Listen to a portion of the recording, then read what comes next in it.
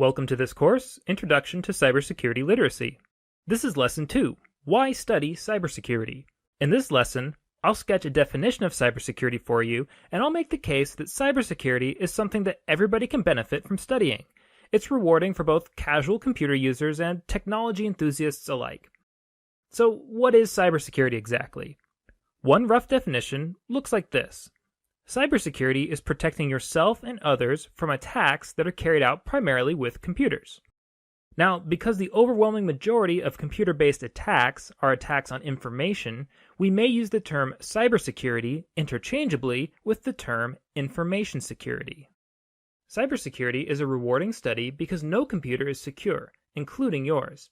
Every computer and every system has security vulnerabilities, including Wi-Fi networks, the servers that host your email accounts, your bank, every retailer that swipes your payment cards, and any computers that you might be holding or wearing right now.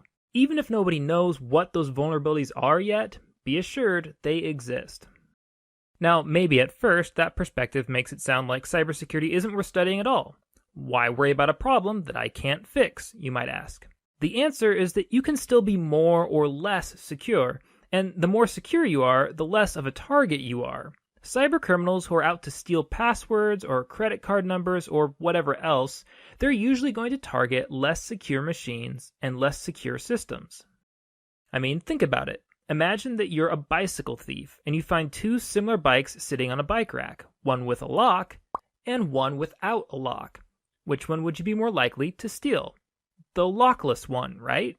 Criminals are practical like that. They attack weaknesses. All other things being equal, the more weaknesses you cover, the lower the probability of a security breach. Now, you might be thinking that all this talk of computer weaknesses doesn't apply to you. You might be thinking, but I use a Mac or a Linux machine. I thought Mac and Linux machines were secure. But that's not really the case. Mac and Linux machines are just less popular. Why does popularity matter? Well, think like a criminal again for a minute. Imagine that you are a bicycle thief, and imagine that everybody in your city has bought a new lock for their bike.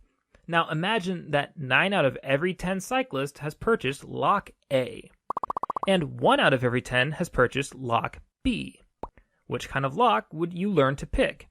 Well, you'd learn to pick lock A, right? Because there's many more opportunities to pick that lock.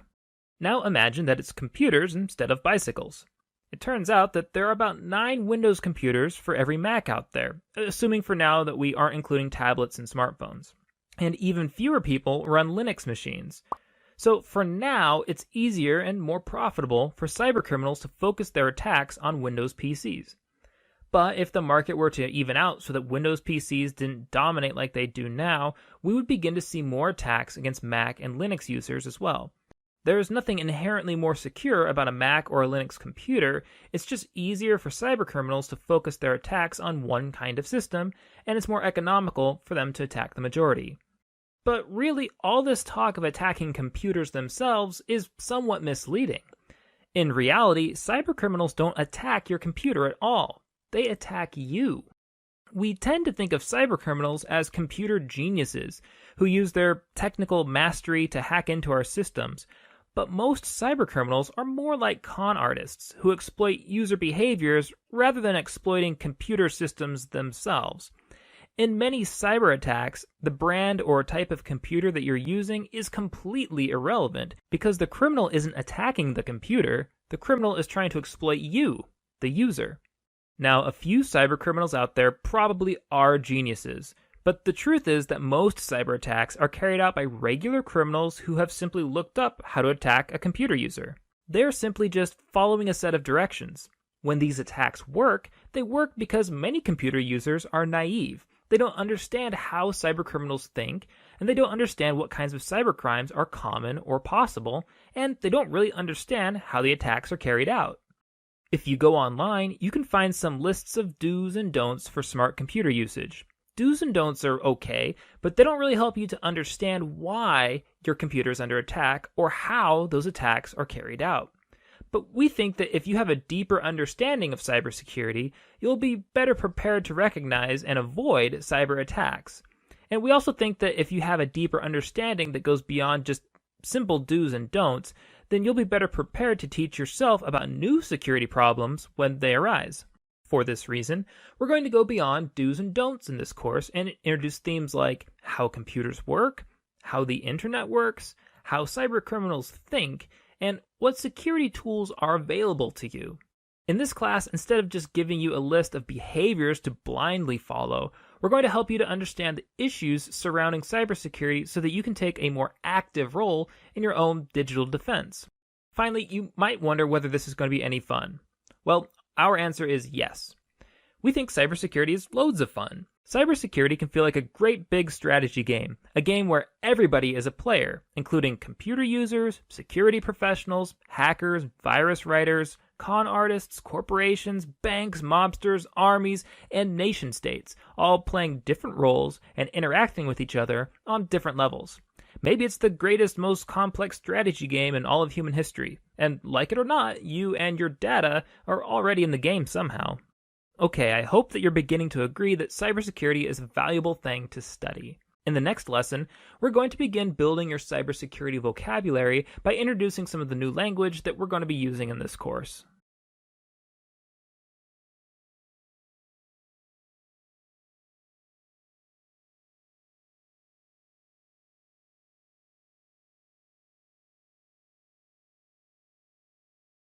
Welcome to this course, Introduction to Cybersecurity Literacy. This is Lesson 3, Cybersecurity Terminology. In this lesson, I'm going to identify a few vocabulary terms that we use in cybersecurity, and I'm going to tell you a few stories that use those terms. We find that the best way to learn new words is to use them and to listen to other people using them. So that's what we're going to do here. Some of you may be watching this video as part of a course that uses this textbook.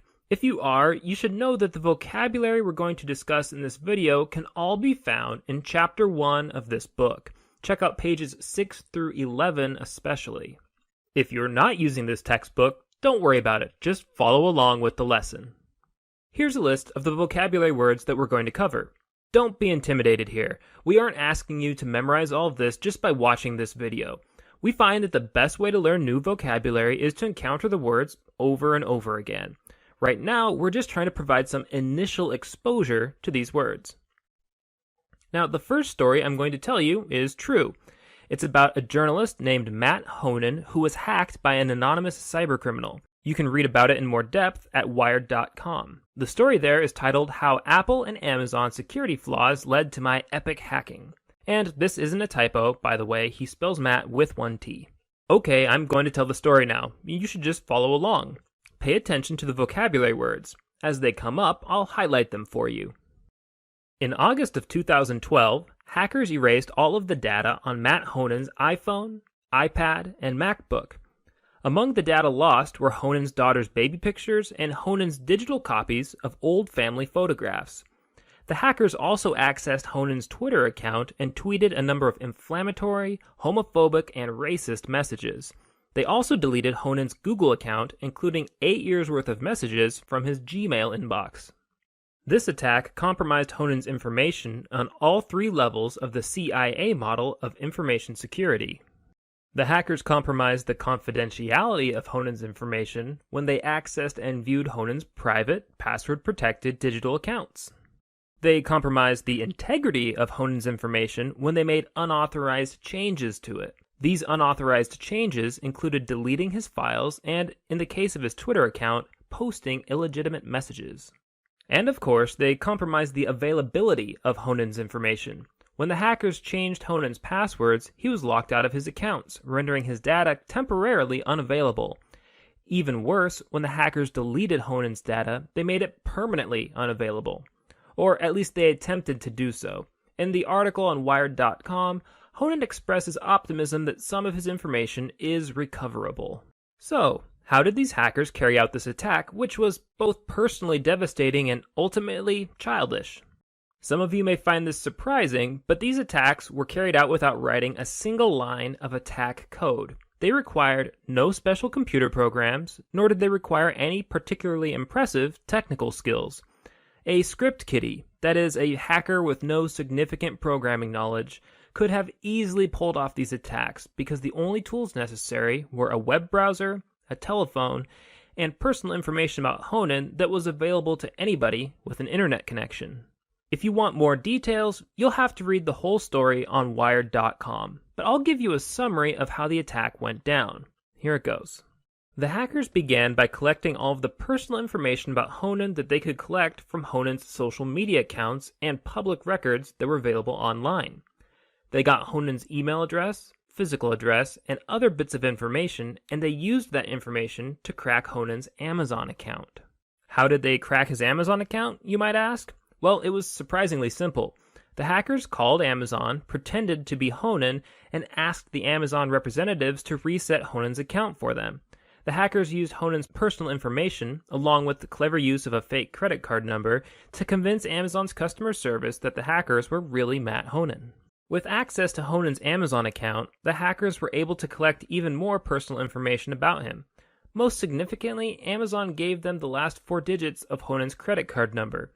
They used this information to crack Honan's Apple ID, which gave them access to Honan's Apple devices. How did they crack his Apple ID, you might ask? They used the same basic trick as before. They called customer service at Apple and used Honan's personal information to convince them to reset his Apple ID password for them.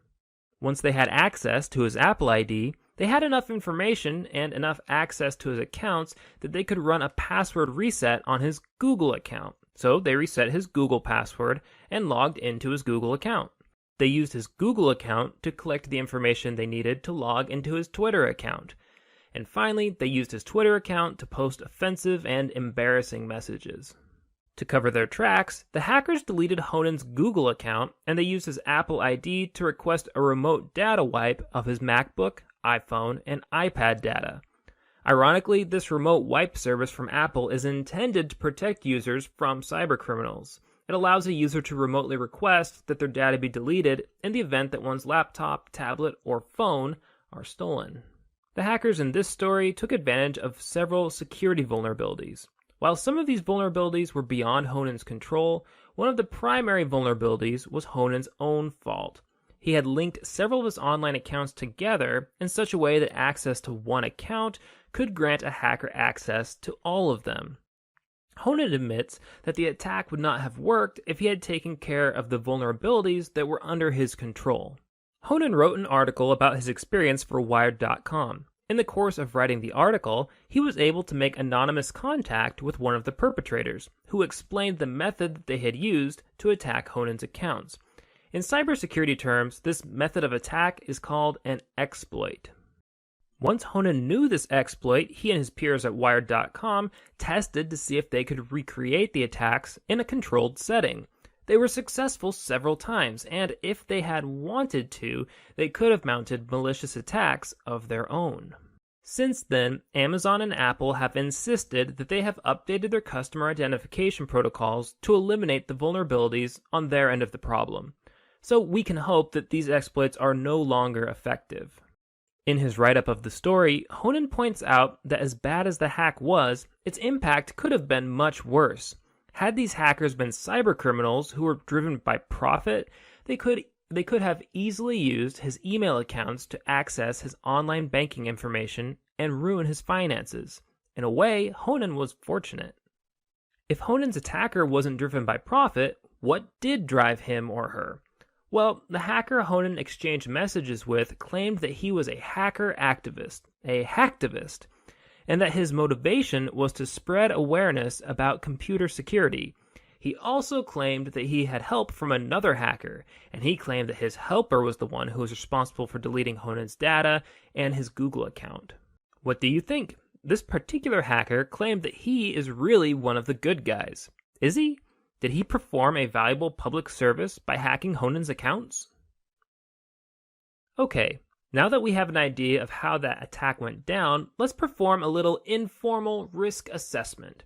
As you may have already read in the textbook, in the language of cybersecurity, risk is the combined measure of all the vulnerabilities, threats, and potential impact of cyber attacks for a given system. But what do these words mean exactly? If you already read the textbook, you might remember that vulnerability is a security term for describing potential weak points in a security system. threat is a security term for describing the likelihood of a given attack. Impact is a security term for describing the consequences of an attack. And as I said, risk is the combined measure of vulnerability, threat, and impact. So let's pretend for a moment that you use the same gadgets and accounts that Honan uses, and let's pretend that Apple and Amazon have not yet fixed the vulnerabilities on their end of the problem. If that were the case, how could you lower your security risks? Well, one way would be to reduce your vulnerability to attack. Honan points out that he would have decreased his vulnerability if he had enabled two-factor authentication on his Google account. Those of you who've used Gmail might be familiar with two-factor authentication. Every Google account is protected by at least one factor of authentication, a password. With Google, users have the option to require a second factor, a unique single-use code which is sent to your phone. Two-factor authentication dramatically reduces vulnerability. It's much tougher for a hacker to get your password and access your phone than it is for him to just get your password alone. Another way to reduce risk would be to reduce threat, or the likelihood of an attack. Honan's threat of attack was naturally higher than yours probably is. He's a public figure who is known for writing online magazine articles about cybersecurity. These factors made him an enticing target for hackers. A relatively anonymous internet user like you or me is probably less likely to be targeted by hackers, at least by hackers who are interested in glory. As a rule of thumb, consider this. The more that people stand to gain from attacking you, the more likely you are to be attacked. This means that high-reward targets faced increased threat, which translates into increased risk. Finally, we might reduce risk by reducing the potential impact of an attack. For example, Honan's attack would have been much lower impact if he had backed up his daughter's baby pictures on disks or on an external hard drive, or on some other data storage device. If he had backups, he could have recovered more easily from his epic hacking experience. Well, good. I see that I was able to use most of the vocabulary words from pages 6 through 11 of the textbook in that epic hacking story. The only terms that I seem to have left out are nation-state, zero-day exploit, and malicious insider. I'll tell you another story, and I'll make sure to use those three terms in that story. I'll make this one shorter, though. The following story, a story about a cyber attack that was probably carried out by a nation-state, is based on a profile that ran on CBS's 60 Minutes in 2012. The story goes like this. In June of 2010, a small security company in Belarus discovered a computer virus programmed to attack Siemens brand industrial control systems. An industrial control system is a computer that controls big industrial systems, such as a factory floor or a citywide electrical network. Industrial control systems are relatively small in size, but they do a lot of work. They direct most of the equipment in large facilities. Most factories, power plants, and other such facilities that you know of probably use some kind of industrial control system. This particular virus became known as Stuxnet. As security professionals analyzed Stuxnet, they made a surprising discovery. Though Stuxnet would infect many Siemens brand industrial control systems, it would only attack one of them. That's not to say that it would only attack one kind of Siemens system, mind you, but it would literally only attack one particular computer in the entire world. The only computer in the world that Stuxnet was programmed to attack was the industrial control system at a particular uranium enrichment facility in Iran. Stuxnet infected many systems, but it would only attack this particular facility. The remarkably specific nature of Stuxnet, combined with its jaw-droppingly complex attack code, has led many pundits to speculate that no ordinary hacker is responsible for Stuxnet. Many people have reasoned that it must have been developed by a nation-state, most likely the United States or Israel, but maybe both. Of course, no government is taking responsibility for Stuxnet, and if it is indeed a government operation, then all records of it are top secret. What does Stuxnet do? Security professionals have determined that when Stuxnet found the right computer, It was programmed to make the computer accelerate the rate of rotation for some motorized centrifuges. That's equipment necessary for the enrichment of uranium.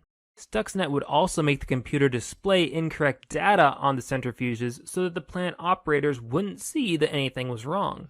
The over-acceleration would damage the centrifuges, but the plant operators would attribute the damage to bad materials rather than to over-acceleration. In order to write such specialized attack code, the Stuxnet programmers required intimate knowledge of the uranium plant. A security expert interviewed in the 60 Minutes report claimed that the authors of Stuxnet probably knew the power plant better than the Iranian operators themselves. For this reason, some have speculated that a malicious insider may have leaked information about the plant to the programmers of Stuxnet. Did Stuxnet work? Nobody knows for sure, but it had a good chance because it was a zero-day exploit. That is, the attackers found the vulnerability before anybody else knew about it. Also, the plant that it was designed to attack did replace somewhere between 1,000 and 2,000 centrifuges. So, based on this circumstantial evidence, many security officials have concluded that Stuxnet probably caused the damage that it was designed to cause. That's all of the stories that I have for you for now. I hope that they have helped to familiarize you with some of those new security terms. If you have any trouble with learning the vocabulary in this class, the best advice I can give you is to just be patient.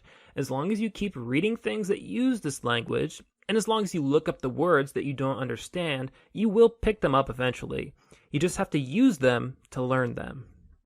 In the next video, we're going to begin exploring the inner workings of a computer system.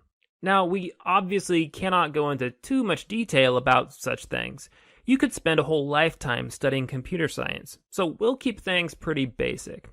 But if you understand some of the basics about how a computer works, you'll be better able to understand how cyber attacks work, and therefore you'll be better able to understand how to defend yourselves against them.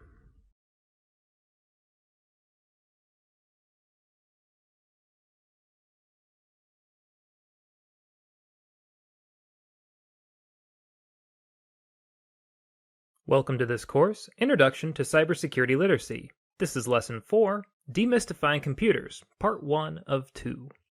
As I'm sure you all know, technological advances have compressed more and more computing power into smaller and smaller packages. The desktop computers of yesterday are easily exceeded by the computing power of an average phone.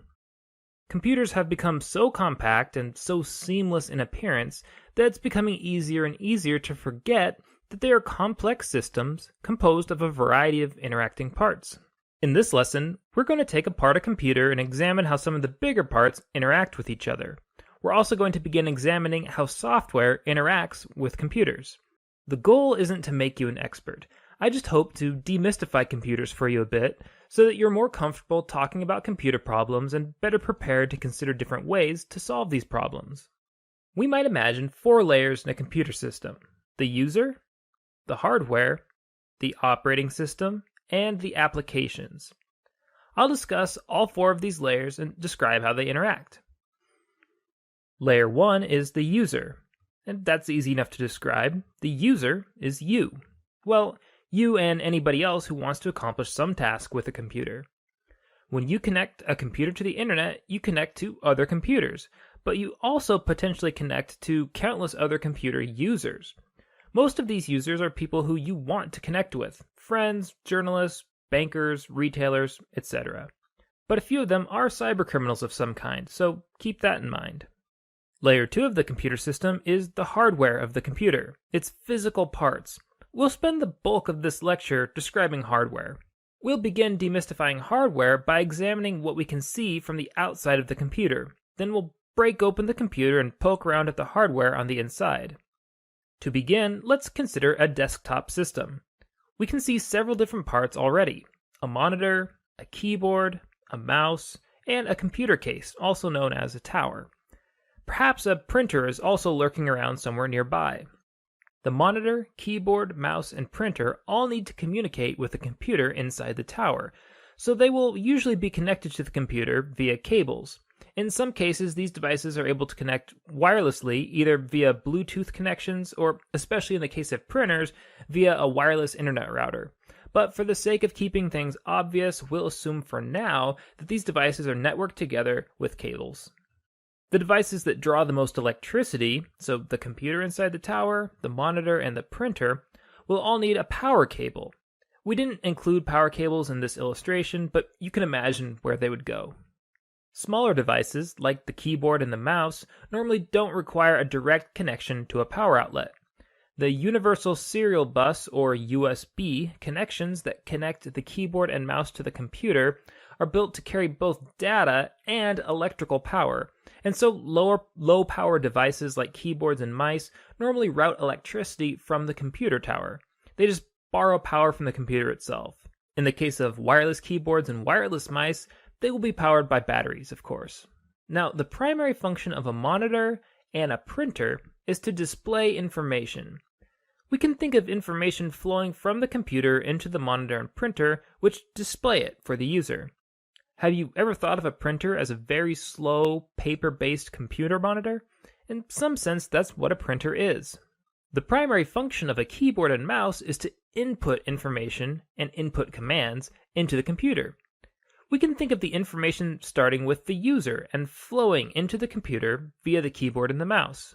Most desktop computers will also be connected to the internet. For now, let's assume that they use a physical Ethernet cable rather than a wireless connection. Through this Ethernet cable, the computer can communicate with the internet, sharing potentially huge amounts of information with the outside world. So this is what the whole system looks like from the outside. Electricity flows from a power outlet into the tower, and from the tower, some of the electricity is allocated to the keyboard and the mouse. Electricity also flows from an outlet to the monitor and from an outlet to the printer. The computer sends information from the tower to the monitor or printer, which allows the user to see it. The user inputs information and commands into the computer via the keyboard and the mouse. Finally, the computer is able to trade information with other computers via its internet connection. Now let's open up the tower and see what's inside that. We should find a large greenish plate fixed to one side of the tower. This plate is called a motherboard, and all the hardware inside the computer is connected together through this motherboard. We should also see a small fan fixed to the motherboard. This fan marks the presence of the Central Processing Unit, or CPU, of the computer. This CPU processes information and executes a multitude of various instructions that the CPU receives from the software programs that are running on the computer. The overwhelming majority of actual computing that the computer does takes place here at the CPU. One helpful analogy is to think of the CPU as the brain that does the thinking in the computer.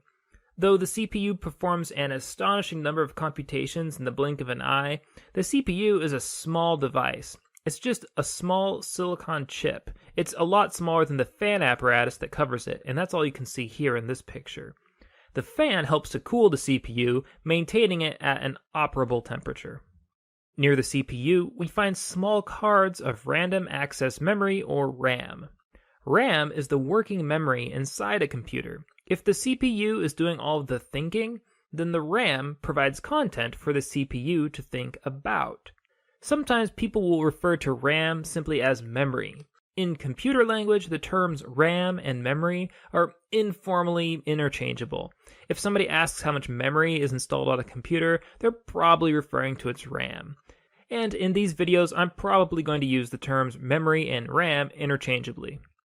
Near the front of the computer tower, where users normally insert disks and where the power button is normally located, we find two storage units in this computer, the hard drive and the CD/DVD drive. The hard drive contains a series of magnetic disks, together referred to as the hard disk, which can store a large amount of information. The hard disk can usually store tens or hundreds of times more information than can be held in the computer's RAM. For most computers, the hard disk is its primary storage unit, containing both data files, such as user documents, music, and photos, and program files, so files that tell the CPU how to run different programs. But users don't have to store data in the computer's hard drive. Users can also store files and programs on removable media, such as CDs and DVDs. Files stored on CDs and DVDs are accessible via a computer's CD/DVD drive. The advantage to keeping files and programs on removable disks is that they become easier to transport, and they're also safe if the computer or hard drive happens to fail completely. The advantage to keeping files and programs on the computer's hard drive are that they should always be accessible whenever you have access to your computer, and that they should load much faster from the hard drive than they would have from a CD or a DVD. Now, these days, people don't use CDs and DVDs nearly as much as they did, say, 10 years ago, but you still might see a CD/DVD drive on a desktop computer. Sometimes people confuse a computer's memory with its storage, but we will be using those terms in different senses here. Memory, like I said, is the RAM. It's the information that the CPU has immediately available to it. Storage, on the other hand, is all of the information that the CPU has access to through drives like the hard drive or the CD/DVD drive. There are other types of storage drives too, like say flash drives.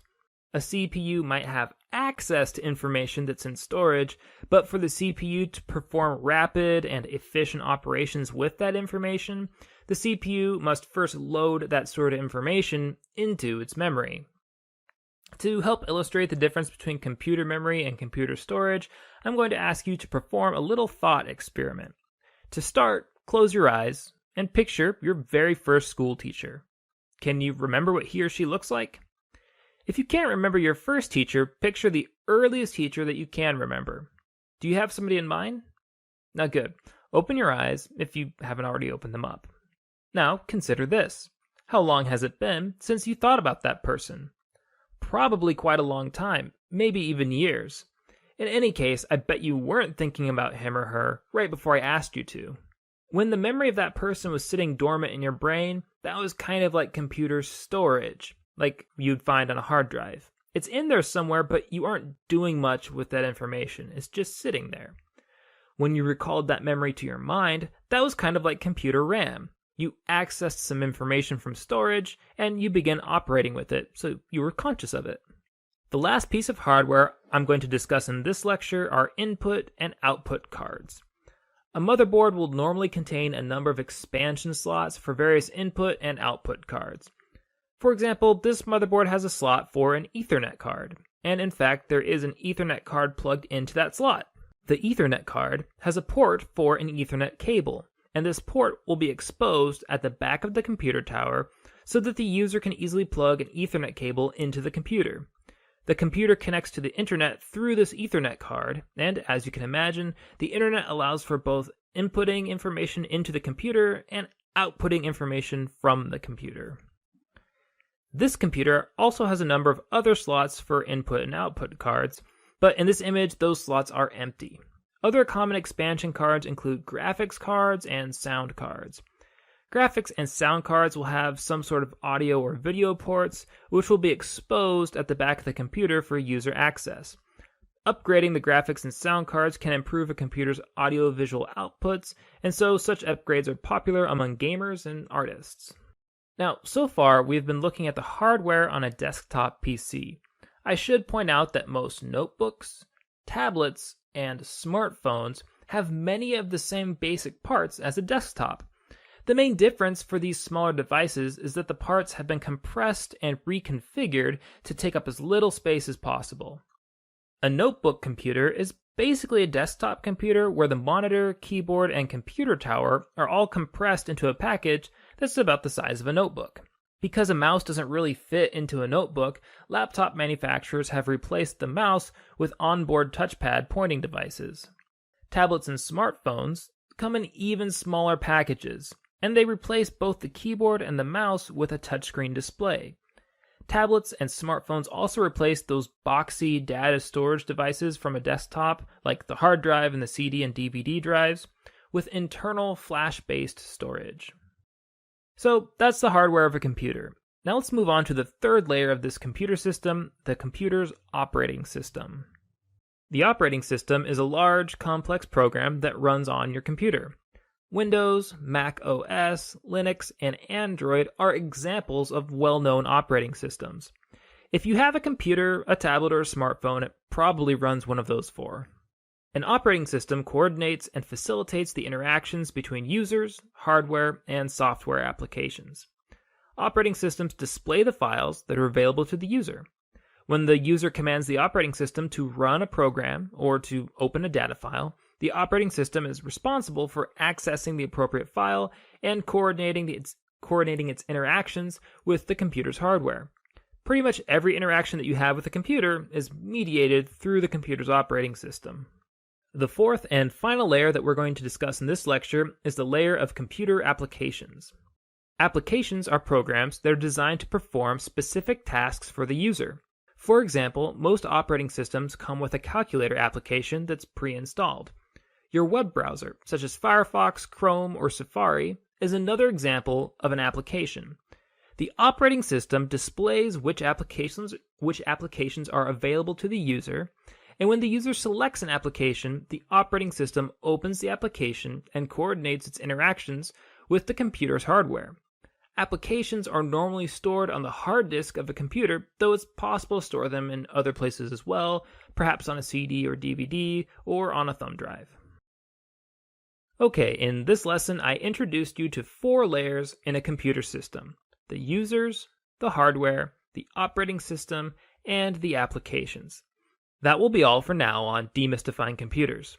In part 2 of this lesson, we will continue to demystify computers by discussing what happens when you turn a computer on and when you run an application.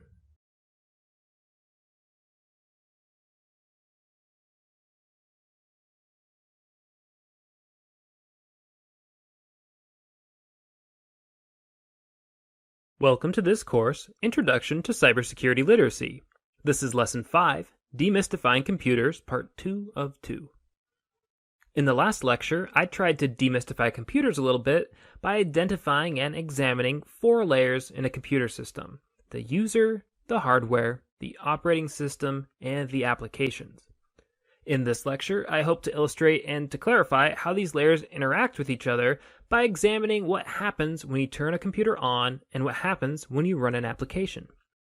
In this lesson, I'm going to walk you through a couple of illustrations out of this textbook, which some of you may be using in a class that assigns these videos. But don't worry if you aren't using the textbook, just follow along with the video. We'll start with this illustration, which diagrams what happens when we turn on a computer. When we press the power button on a computer, the computer's power supply begins to distribute current to the different parts of the computer so that they can operate. When the CPU receives current from the power supply, the CPU searches for a special program that helps to load the operating system into the computer. For PCs, this program is called the Basic Input-Output System, or BIOS. As you can see in this diagram, it's labeled BIOS. Now, as you may remember from the last lesson, most of the program files on your computer are stored on a hard disk. However, the BIOS is a special program hardwired into the motherboard itself. What does it do? Well, the BIOS grants the CPU access to all of the hardware components that are connected to the motherboard, and it helps the CPU to access the computer's startup code, which is called boot code. Most computers store boot code in the hard disk, but it's also possible to configure a computer to boot from another storage device, such as a CD or a USB flash drive. The boot code is loaded from the computer's storage into its RAM, and the CPU runs the boot code from the RAM. The boot code tells the computer to load the operating system into the computer's memory, and so the computer loads the operating system. Like the boot code, the operating system is normally stored on a computer's hard drive, but it's possible to store an operating system on some other storage device, such as a CD or a USB device. Wherever the operating system is, the computer will load it into RAM so that the CPU can run it. Once the operating system is loaded, it will automatically tell the CPU to run a number of automatic startup applications, such as device drivers, firewalls, antivirus software, the computer's clock and calendar, and other applications that run in the background on the computer. Much like the boot code and the operating system, these automatic startup applications are stored on a storage device, and they must be loaded into RAM before the CPU can run them. Once those automatic startup applications are up and running, the user may begin to interact with the computer via the mouse and keyboard. If you have a username and password set up on your computer, this is the point where you'd be prompted to enter it. So that's what happens when you switch on a computer.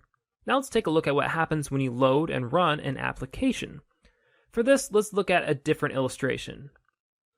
This illustration shows what happens when you load an application onto your computer. I already said that the operating system will run a number of applications automatically, but many applications are configured to only run when the user commands the operating system to run that application.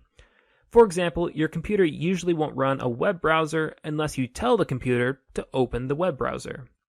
This curvy red arrow represents a user entering the command to run a program, say by double-clicking on the program with the computer's mouse. This command is processed by the operating system, which is running on the computer's memory. The operating system then accesses the program file from a storage device. Let's imagine that the program that the user wanted to open is a web browser. The web browser file loads into the computer's memory, and the web browser runs from there. The web browser will normally display something for the user to see on the computer monitor, and the user can usually input information and commands into the application through the keyboard and the mouse. For example, users can navigate to web pages by typing a web address into the browser's address bar, and they might interact with web pages by clicking on different parts of the page with the mouse pointer. And here's something more that you should know. As we have seen, applications run through your computer's operating system. That means that anytime you're running an application, it can potentially access anything that the operating system can access. Because the operating system has access to every file and every piece of hardware connected to your computer, every application on your computer may also potentially access any file or any piece of hardware on your computer. So in principle, an active application can access everything in your computer system, even if the user isn't aware of it. This means that it's possible to write applications that use your own computer against you.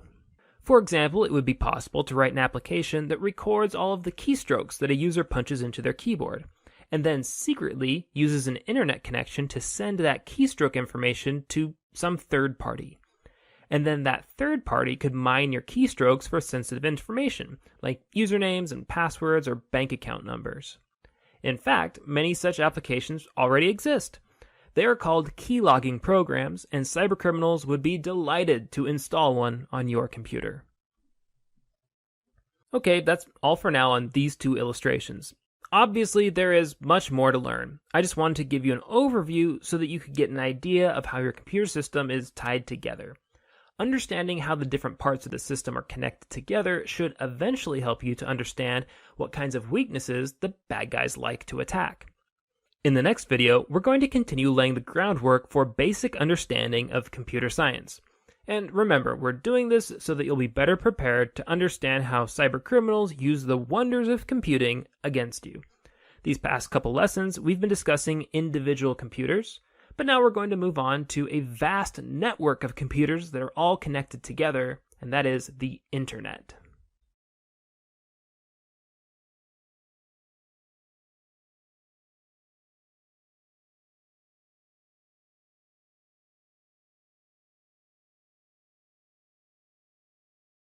Welcome to this course, Introduction to Cybersecurity Literacy. This is Lesson 6, Demystifying the Internet, Part 1 of 3. What is the Internet, really, and how does it work? Addressing these questions now will help you to understand some of the security vulnerabilities that we will discuss in later lessons. To begin, imagine for a moment that you live in a world with computers, but without the Internet. Imagine that you are, say, a physicist, and imagine that you use your laboratory computer to collect and store data from your physics experiments. Now imagine that several of your coworkers, fellow physicists and lab assistants, require access to your data as well. Now, one way to grant your coworkers access to this data is to let them use your computer. Sharing computers is nice as far as it goes, but it has some obvious limitations. For example, what could happen if everybody needed to use the computer at the same time? Because it's not always practical to share computers, you and your coworkers would probably look for some way to share the data itself instead. You could copy the data onto disks or flash drives and walk it over to your coworkers' workstations, but that too would have some obvious limitations, especially if some of your coworkers' workstations were on another floor of your building, or maybe even in a different building altogether. Another way to share data would be to network your computers together, allowing them to share data directly. Such a method could allow thousands of users to share huge stores of information almost immediately across a large number of individual workstations. Indeed, this is what countless organizations have chosen to do. Most companies and large organizations have some kind of computer network. An organization with a computer network enjoys many advantages over an organization with unconnected computers. For example, networked computers make it easier to access, distribute, and back up important information. They can provide users the flexibility to log into their workstation or into their network account from multiple locations. And networks allow users to connect individual workstations to some kind of central work hub, such as a printer and copy center or a conference room. So now let's imagine that you and your physicist coworkers have developed a computer network that allows you to share important data with users across your organization. Furthermore, let's imagine that another group of physicists on the other side of town also works on their own network of computers. It's easy to imagine that these two groups of physicists would know each other and they might naturally be interested in each other's research. So maybe they would get together and maybe they would decide that it would be mutually beneficial if they could join their networks together into one big data sharing network. When multiple networks join together like this into a network of networks, that is called internetworking. The internet is one giant piece of internetworking. It's a network of many computer networks, all internetworked together. The internet is not the only example of internetworking, but it's the biggest example in the world, and as you know, it's the one that you are most likely to interact with on a daily basis.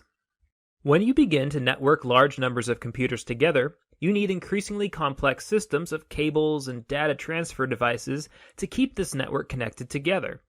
When these networks connect diverse people, organizations, and business interests over a large geographic area, a few important questions naturally arise. One is, who owns the networking devices that make the internet possible, and who is responsible for fixing them when they break? The short answer is that organizations called Internet Service Providers, or ISPs, own and maintain the physical networking cables and networking devices that facilitate the internet. And who are the Internet Service Providers, you might ask? They are mostly big private companies, such as Time Warner or Comcast, while some others are government agencies. Another question that's useful to answer is this: how do computers communicate across the network? For computers to communicate with each other, they need a well-defined set of communication rules.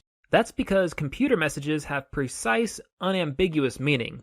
We humans are used to dealing with ambiguity. If we hear an ambiguous sentence from another human, we can ask for clarification, or we might make an educated guess at what the person meant to say. But computers don't work this way. Computers need precise, unchanging, and unambiguous rules in order to communicate well with each other. Any strict, fixed set of communications rules is called a communications protocol. In order to network computers together, the computers on the network must share a common protocol. And as you could probably guess, in order to internetwork multiple networks together, these networks must also agree on a common internetworking protocol. Every device that is networked together on the internet uses a particular protocol called Internet Protocol, which is usually abbreviated IP. One of the features of Internet Protocol, which will come up later in this course, is that Internet Protocol requires a unique address, called an IP address, for every device that is connected to the internet. All of the web pages, files, and software that is accessible on the internet has to be stored on some kind of device that's connected to the network. Every time one device requests a file from another device on the internet, it needs to specify where the file is stored. Now, IP addresses allow devices to do that. And whenever that data request is fulfilled, the device providing the data needs to know which other device it's supposed to deliver the data to. Again, IP addresses allow devices to do that. Running the internet without IP addresses would be a little like running the postal service without mailing addresses. So, in summary, the internet is a vast network of other networks all networked together. Internet Service Providers, or ISPs, are the organizations that own the cables and networking devices that the internet runs on. Computers need strict sets of communication rules, called protocols, in order to communicate with each other. and the communications protocol of the Internet is called Internet Protocol, or IP. Finally, every device on the Internet gets its own IP address. That's all for now. In the next lesson, we'll discuss how the Internet is structured and how IP addresses get assigned to all those devices on the Internet.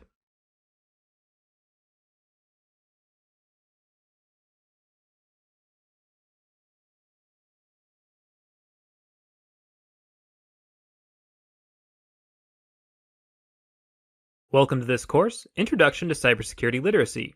This is Lesson 7, Demystifying the Internet, Part 2 of 3.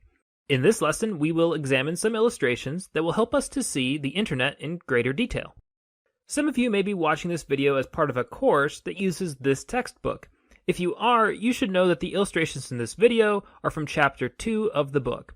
If you aren't using this book, don't worry about it, just follow along with the video. This first illustration models the mysterious cloud view of the Internet.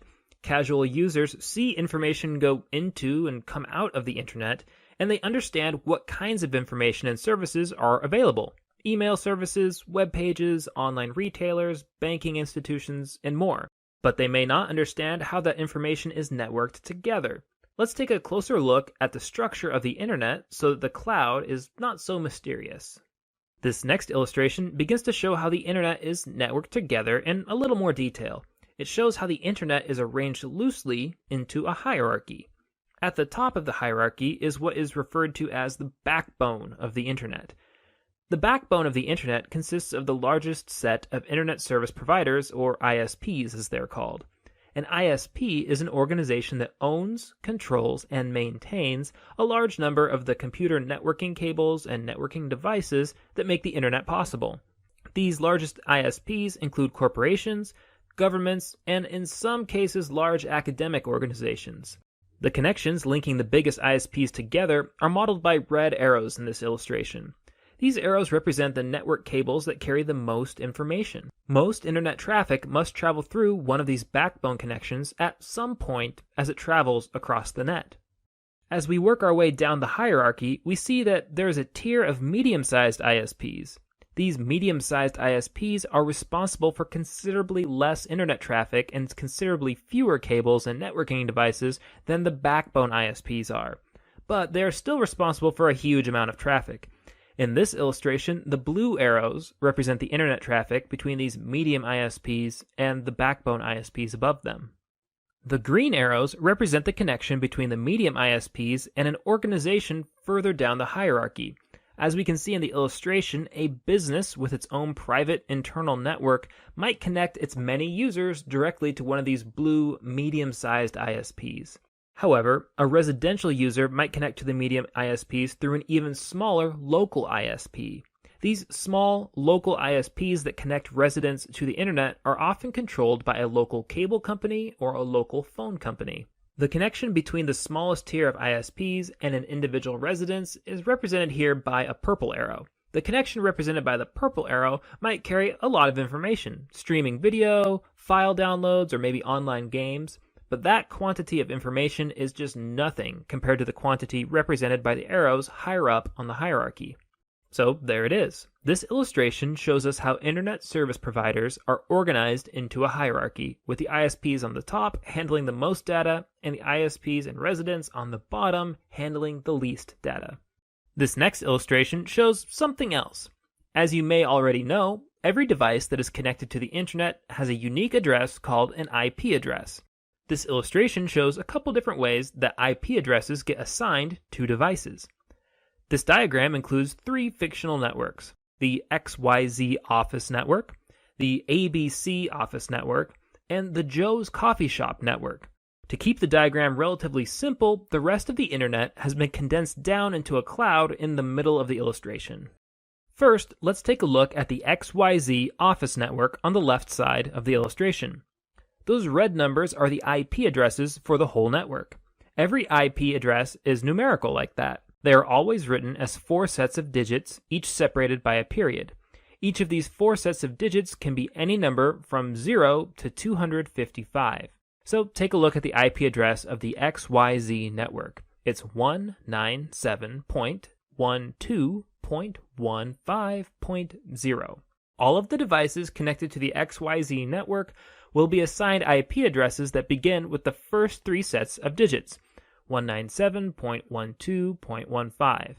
Device IP addresses ending in 0 are restricted, and device IP addresses ending in 255 are also reserved, so in practice, the range of possible IP addresses for devices on this network are 0.1 to 0.254. As we can see in the illustration, the router at the XYZ office network has been assigned the IP address ending in 0.254. Meanwhile, Carol's desktop computer has been assigned the IP address ending in 0.10. There are 252 IP addresses remaining in the available range for this network. The XYZ office network uses static IP address assignments. Static IP addresses are unchanging. That means that for the foreseeable future, Carol's desktop has been permanently assigned this particular IP address. 197.12.15.10 is permanently reserved for her computer. The opposite of static IP address assignment is dynamic IP address assignment. For an example of dynamic IP address assignment, let's take a look at the ABC office network over on the right side of the illustration. The ABC office network is at the IP address 207.10.2.0. Just like in the case of the XYZ office network, devices connecting to the network can use any IP address starting with those first three numbers and ending with any number from 1 to 254. For example, on this network, the router took the IP address ending in 254, Bob's computer took the address ending in 15, and Alice's computer took the address ending in 5. But unlike the XYZ network, the ABC office network uses dynamic IP addresses instead of static IP addresses. This means that some of these IP addresses are subject to change. You see, the ABC office network has a special piece of hardware called a Dynamic Host Configuration Protocol Server, or a DHCP server, as it's often abbreviated. The Dynamic Host Configuration Protocol Server assigns a device one of the 254 possible network IP addresses each time a device begins a new internet session. The DHCP server will lease each IP address for a set period of time, and after that time passes, then the device will have to renew its lease. I know that I'm throwing a lot of new information at you, but I promise that the underlying concept isn't very difficult. All we're saying is that, for example, Bob's computer has the IP address ending in 0.15 for now, but it might be assigned a new IP address once the hour is up. What are the advantages and disadvantages of dynamic IP addresses versus static IP addresses? Well, the advantage of a static IP address, like Carol has on her computer, is that her IP address is always available to her. She has a reserved place on the router. When IP addresses are assigned dynamically, as they are for Bob's computer over here, then there's a chance that there won't be any room for him when he tries to connect to the network. If the DHCP server has already assigned all the IP addresses available to it, then there won't be any left for Bob. The advantage of dynamic IP address assignment is that dynamic assignments are more flexible. Thousands of different devices could connect to the ABC network, and as long as they don't all try to connect at the same time, the DHCP server can assign them all an IP address on the network. Let's look down at the bottom of this illustration to see one more network configuration that also uses dynamic IP address assignments. Joe's Coffee Shop network is at IP address 207.10.3.0. This means that devices connected to it can take the IP addresses beginning with those three numbers and ending with a number between 1 and 254. Over the course of, say, a month, a coffee shop could probably expect to have many more than just 254 devices connect to their wireless connection. But at any given time throughout the day, they would probably have only a few devices connected, maybe 50 or so. This is a perfect situation for dynamic IP address assignments. The network only has 254 IP addresses that it can assign, but it can easily accommodate all of its users by assigning these addresses on a temporary basis only to the users who are active on the network.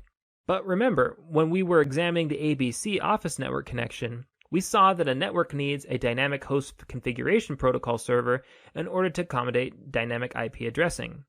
Where is the DHCP server at Joe's Coffee Shop? The answer is that at Joe's Coffee Shop, the DHCP server is combined with the internet router.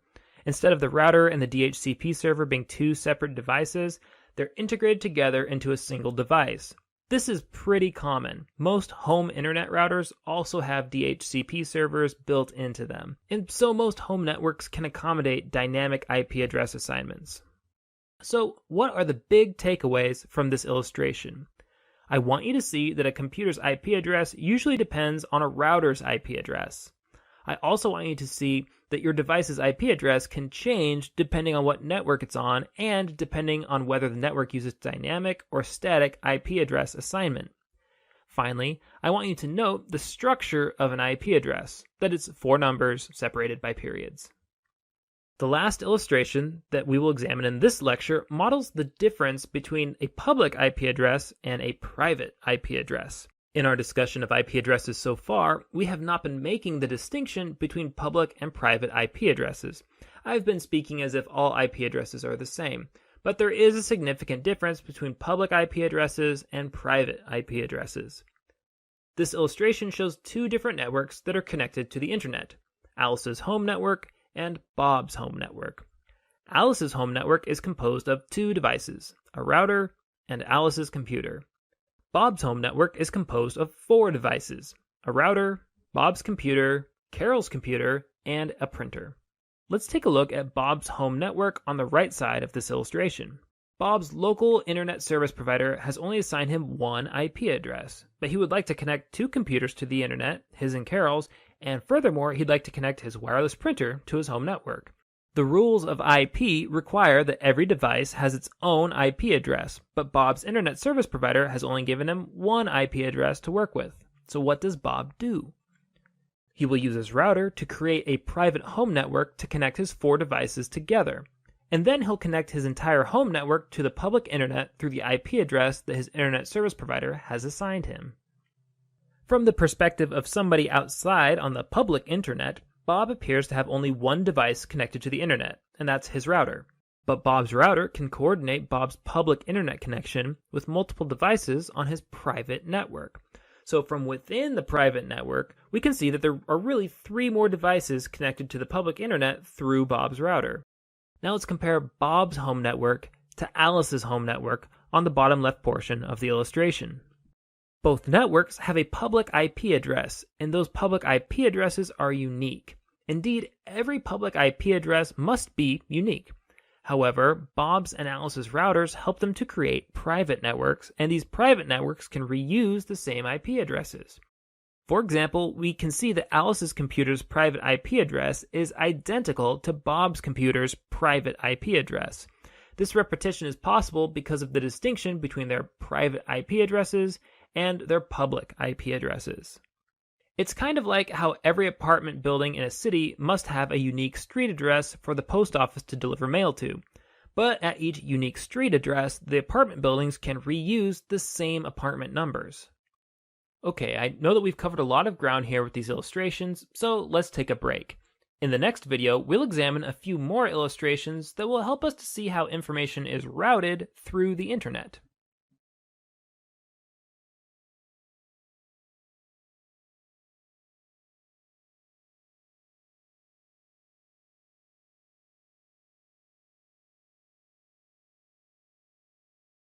Welcome to this course, Introduction to Cybersecurity Literacy. This is Lesson 8, Demystifying the Internet, Part 3 of 3. In this lecture, we will examine a few illustrations that help us to see how information travels through the many twists and turns of the Internet. When you use the Internet, what you're doing is using your computer to send information or requests for information to other computers. These computers that store and deliver information are examples of networking computers called servers. Here's an image of a technician who's examining a large network server. When you send an email, you are telling your computer to send a message to be stored on a mail server. When you read your own email, you're asking your computer to access messages that have been stored for you on a server. When you view a web page, you're using your computer to display a web document that somebody else uploaded to a web server. When you download media files from internet stores like iTunes, Amazon, or Google Play, information is copied from a server to your computer. Not quite all internet content is on servers, though. Peer-to-peer sharing software allows users to download files directly from each other's internet-connected personal computers rather than from a large central server. In either case, internet activity is the activity of machines sending information and information requests to each other. As we learned in previous lessons, every machine connected to the internet is affiliated with a unique IP address. When machines send information and information requests to each other, they send them to these IP addresses. And as we've seen in previous lessons, IP addresses are long strings of numbers. Computers have no trouble working with long, apparently random strings of numbers. But as you can imagine, we humans have trouble reading and remembering long strings of numbers like that. Think about it. How many IP addresses can you name from memory? I would guess that the answer is 0. And yet you probably request information from servers at various IP addresses every single day. So how do we use the internet without knowing the IP addresses of various servers? The answer is that we assign natural human language names to places on the internet. These natural names are called domain names. Both email addresses and web addresses are common examples of domain names. When you submit either an email address or a web address, your computer has to translate those domain names into numerical IP addresses. So when you punch in a web address, an email address, or any other domain name, how does your computer figure out what numerical IP address it should look for? The answer is that your computer must access a domain name service server, or DNS server for short. I'm going to show you what that looks like. I'm going to use a couple illustrations from this textbook. Some of you may be taking a formal course that uses this textbook, but if you're not, that's okay. Just follow along with the video. This illustration helps us to see how domain name services work. In this illustration, Bob wants to visit www.dougj.net. When Bob submits the URL www.dougj.net into the address bar on his browser, his computer accesses a system called the Domain Name Service, or DNS. Internet-capable computers have an application on board that allows them to access this domain name service. Bob's computer will send a request to the DNS server at his local internet provider. This request asks the DNS server, "Hey, what's the IP address for dougj.net?" Sometimes the local server already knows the answer, and so it can simply answer the question right away. However, the local DNS server may not know the answer, and in that case, the request gets sent further up the server tree to a higher level DNS server, and the question gets repeated. If the question isn't answered, it gets sent even further up the tree to a root server. A root server is responsible for a tremendous number of domain names. For example, a root server might be responsible for all domain names that end in .com, or all domain names that end in .net. The root server must either know the IP address for all of these domains, or at least it must know where to find these IP addresses. If the root server doesn't know the IP address for dougj.net, it knows how to route the request so that it makes it to a server that does know. The root server might send the request back down the tree to a different lower level DNS server, which might eventually send the request to the local DNS server for dougj.net. If this domain name exists, then the local DNS server will definitely know its IP address. In this case, the requested IP address is 129.186.105.24. The IP address gets sent back through the network of DNS servers. And eventually, it makes it back to Bob's computer. Once Bob's computer knows the proper numerical IP address, it can make an information request from the machine storing the web page data. Bob's computer might now store the IP address for later use. Although it takes a while to explain the process of accessing an IP address from a DNS server, the computers involved carry out this operation so rapidly that we normally don't even realize that anything has happened. Okay, that's how DNS servers help coordinate IP addresses. Now let's look at another common networking device, routers. Throughout this introduction to the internet, I have mentioned machines called routers, and I have referred to some information being routed across the web. But with all of the millions of devices connected to the internet, how exactly do routers direct traffic to the right IP addresses? Well, let me show you. This next illustration helps us to see how information is routed. In this illustration, we have two networks, Network 1 and Network 2. You might notice that router 1 is connected to both networks, and so it has two different IP addresses. When you're looking at router 1 as a member of Network 1, then its IP address is 192.168.1.1. But when you're looking at router 1 as a member of Network 2, then its IP address is 207.20.15.1. So those two IP addresses don't refer to different devices, they just refer to the same device from different perspectives on different networks. Network 1 consists of 3 devices: Alice's computer, Bob's computer, and router 1. Network 2 also consists of 3 devices: Carol's computer, router 1, and router 2. Notice that network 1 has no direct connection to the internet. Network 1 can only connect to the internet through network 2. Every device on a computer network has something called a route table. A route table contains instructions for routing information to a given IP address.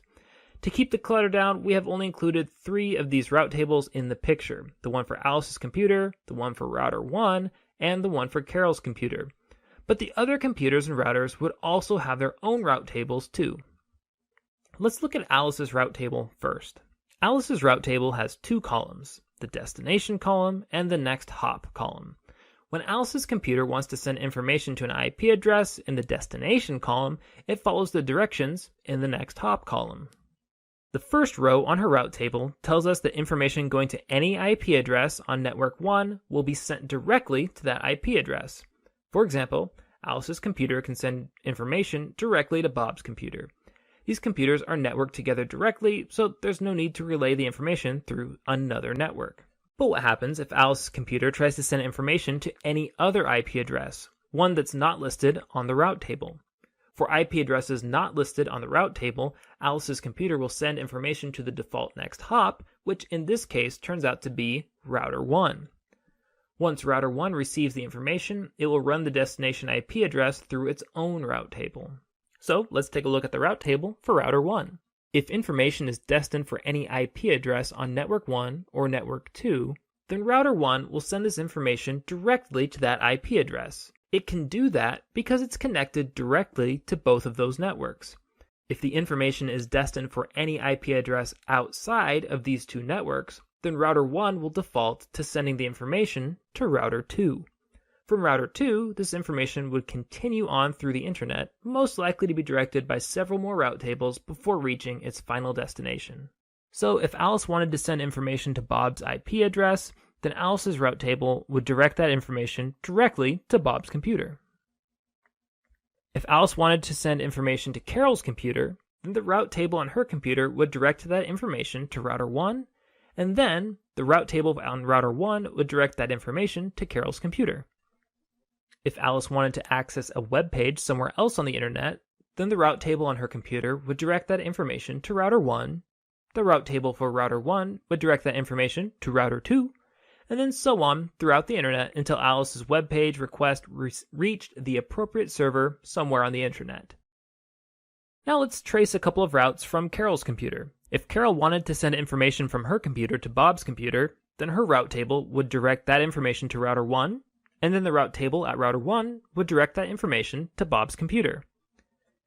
If Carol wanted to send information to an IP address that is on neither network 1 or network 2, then her route table would default to sending that information to router 2, which would then run through its route table to direct that information to the next address in line. In this illustration, we've simplified the route tables so that they're easier to understand. Real route tables have more lines of instructions than the route tables in this illustration. I hope that you can see how complex networks can run on relatively short route tables. Indeed, the route table on your computer is probably much less than a page long, and yet it allows you to connect to potentially billions of IP addresses. Now, so far, we've examined how computers use domain name service or DNS servers to translate domain names that are easy for people to read into IP addresses that are easy for computers to read. We've also examined how computers and routers use route tables to route information through networks. Now we're going to examine one last illustration that will help you to see how computers access web pages. Web pages are special documents that are stored on high-capacity computers called web servers. When you access a web page on your computer, you send an information request to the IP address of a server, and the server sends that information back to the IP address of your computer. Your computer's web browser allows your computer to display the web page. Web pages are highly flexible documents. They can display text, images, audio, video, and interactive programs like games. But what makes web pages really special is their ability to link to other web pages. That's why we call them web pages. They're connected together like a web. As you can see in the illustration, when Bob accesses www.dougj.net, his computer accesses the web server that hosts that website. The website, dougj.net, consists of a cluster of files that are stored on that computer. Each file contains all or part of a web page, which Bob can view in his web browser. The first page that comes up when Bob navigates to dougj.net will be the home page. Because of the interconnected nature of the web, this home page can link to several other web pages.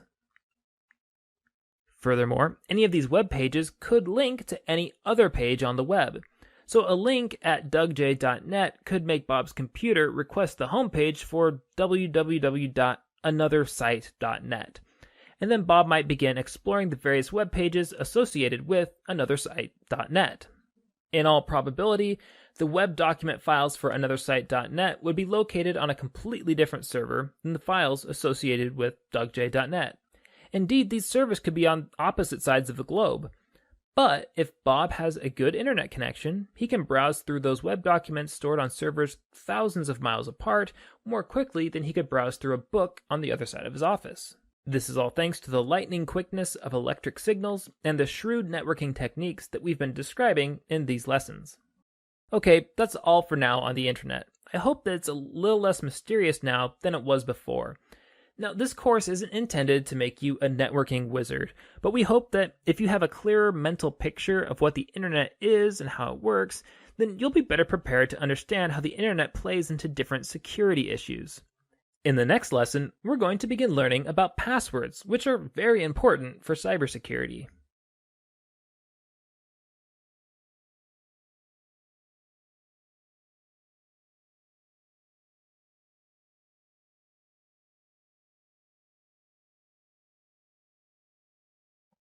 Welcome to this course, Introduction to Cybersecurity Literacy. This is Lesson 9, Passwords and Hash Functions. In this lecture, we're going to talk about passwords, and we'll begin talking about how hash functions help to keep passwords secure. We'll start with a short story. Passwords are nothing new. For example, there's a story in the Bible that's over 2,000 years old where two groups of people are at war, the Gileadites and the Ephraimites. According to the story, during the war, the Gileadites captured an important river crossing on the Jordan River. They didn't want their enemies, the Ephraimites, to have free passage across the river, but they also couldn't tell who was and was not an enemy just by looking at them. Every once in a while, an Ephraimite would pretend to be a Gileadite and try to use the river crossing. But there were Gileadite guards who stayed at the river crossing and asked everybody who wanted to cross to pronounce the Hebrew word shibboleth. It turned out that the Ephraimites had grown up pronouncing that word differently, so instead of saying shibboleth, they would say sibboleth. When that happened, the Gileadite guard would execute the Ephraimite. So passwords are nothing new, but they're probably more common today than they ever have been before in the past. Think about it. How many password-protected accounts and devices do you have? Pause the video for a moment and try to count them up. Unpause it whenever you're ready. Did you count them? Good. How many password-protected accounts and devices do you have? I wouldn't be surprised at all if you had 20 or more. And in all likelihood, there are probably a few more that you forgot about while you were counting. That's a lot of passwords to remember. Ideally, these passwords keep your information secure. Computers can't keep your information secure unless they can limit access to particular people. But they can't check your photo ID, or scan your retina, or read your DNA. So passwords are the preferred means of proving that you are who you say you are. And really, passwords are much simpler and more convenient than trying to use photo IDs or retina scans or DNA evidence to prove your identity. Of course, for a password to be useful, both you and the service that you're logging into have to have a copy of it. Let's say you want to log into an online banking account. When you log into your online account, you normally submit a username and password. The bank will check your username and passwords against a list of usernames and passwords in one of its servers. If the username and password that you have submitted matches the one stored on the server, then they let you in.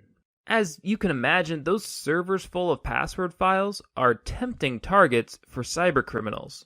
Imagine just one hack that could provide access to thousands of bank accounts or millions of email accounts. To help keep passwords secure, companies like your bank use a special mathematical function called a hash function to encrypt passwords before storing them on their servers. A hash function converts a string of letters, numbers, and symbols into a completely different string called a hash value. As you can see from this illustration, a hash value looks nothing like the original password. It uses completely different symbols, and it converts passwords of all lengths into one standard length, so that the length of the hash value can't be used to guess the length of the original password. Even similar looking passwords will result in completely different looking hash values. In this example, we just added the number 1 to the end of Alice's password, but the resulting hash value is completely different. Even if a hacker breaks into the password files at your bank and steals the hashed passwords, and even if they know the mathematical formula for the hash function, hash values are of little use to them because the hacker can't translate the hash values back into the passwords. The hash function only works one way. It can only scramble the passwords, not de-scramble them. So hash functions are, for all practical purposes, irreversible, even for people who understand how the function works. The person who originally wrote the hash function would be just as unable to reverse it as any hacker would be. That might seem a little counterintuitive at first. How can a mathematical function only go one way? To show you how a function could be irreversible, I'm going to refer to some mathematical terms. If you have a little trouble following along, don't sweat it. You won't be quizzed on the math parts of this lecture, at least not by me. I'm just including some math because I think many of you will find it interesting, and also because I think a mathematical illustration can help to make sense of the counterintuitive idea that a hash function could be totally irreversible. First, let's consider two prime numbers. You're going to time yourself as you multiply them together. For this example, let's use 13 and 41. In a moment, I'd like you to pause the video, and I'd like you to check how long it takes you to multiply these two numbers together. Ideally, you should use pencil and paper for this exercise, but you can use a calculator if you want to. Time yourself to see how long it takes to finish the problem. After you find the solution, unpause the video and continue on. Are you ready to pause? Good. Pause it now. Are you finished? About how long did it take to multiply the numbers together? Make sure you write that time down. Now the answer that you should have gotten is 533. I suspect that it didn't take you very long to find that answer, especially if you were using a calculator. Now let's do a similar problem, but let's do it in reverse. This time, let's consider the number 3,127.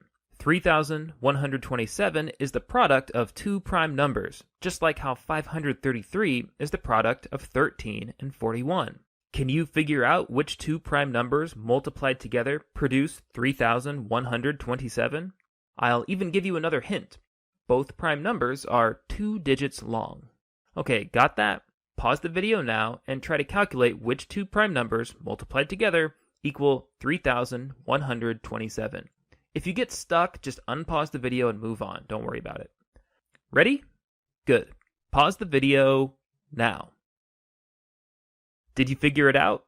Don't feel bad if you didn't. This was supposed to be a difficult problem. The numbers you were looking for were 53 and 59. What this illustration shows is that some mathematical functions are much easier to figure out forwards than they are backwards.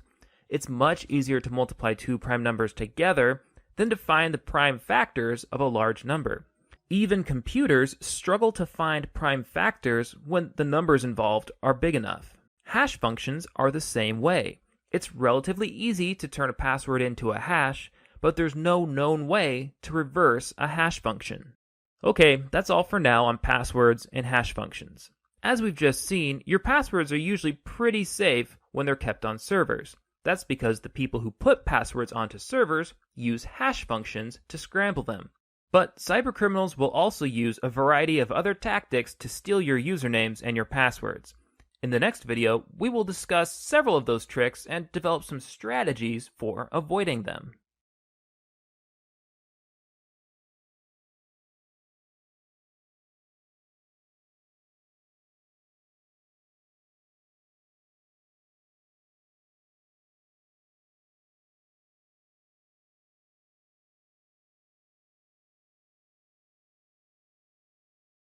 Welcome to this course, Introduction to Cybersecurity Literacy.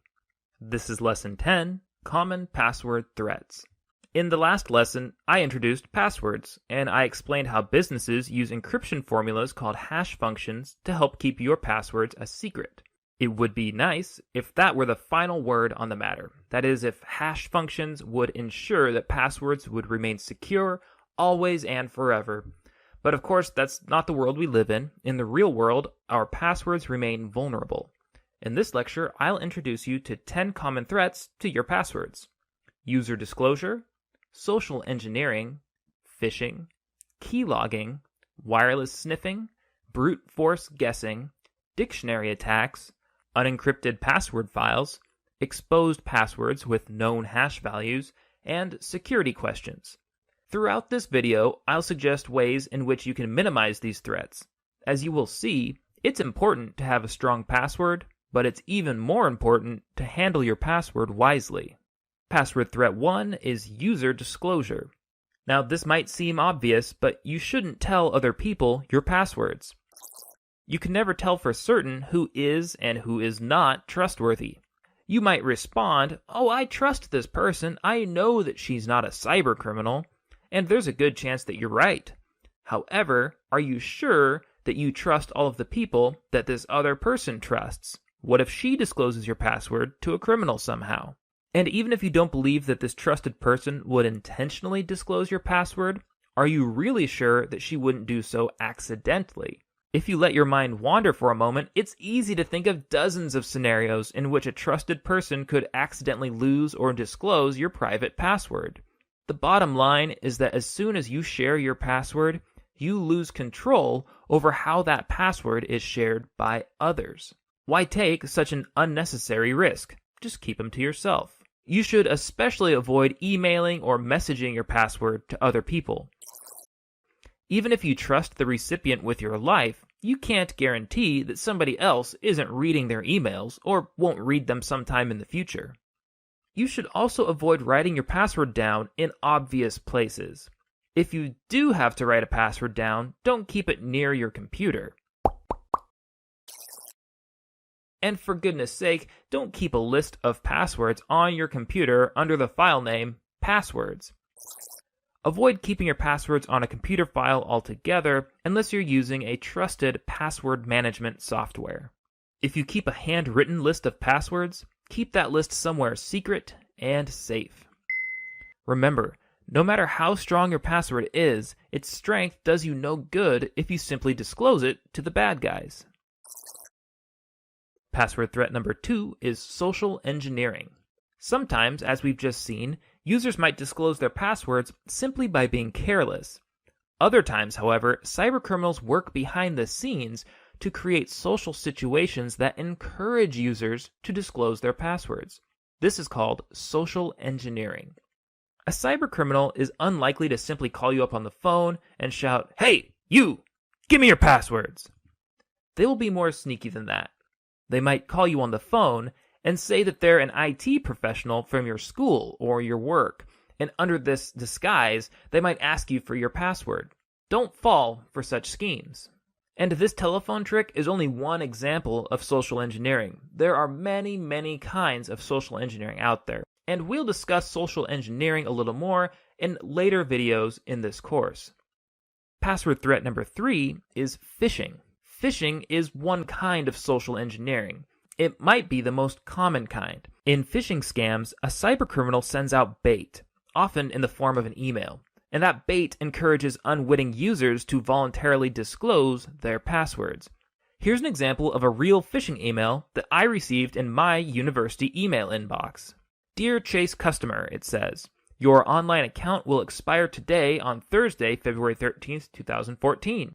To keep your account updated, please click log on to Chase Online and proceed with the verification process. Copyright 2014, J.P. Morgan Chase & Company. There are a lot of red flags in this email, but the most significant one is that I do not bank at Chase, so this is clearly a fraud. What do you think would happen if I clicked on that link? Now, I didn't click on it because it's not safe to click on fraudulent links like this.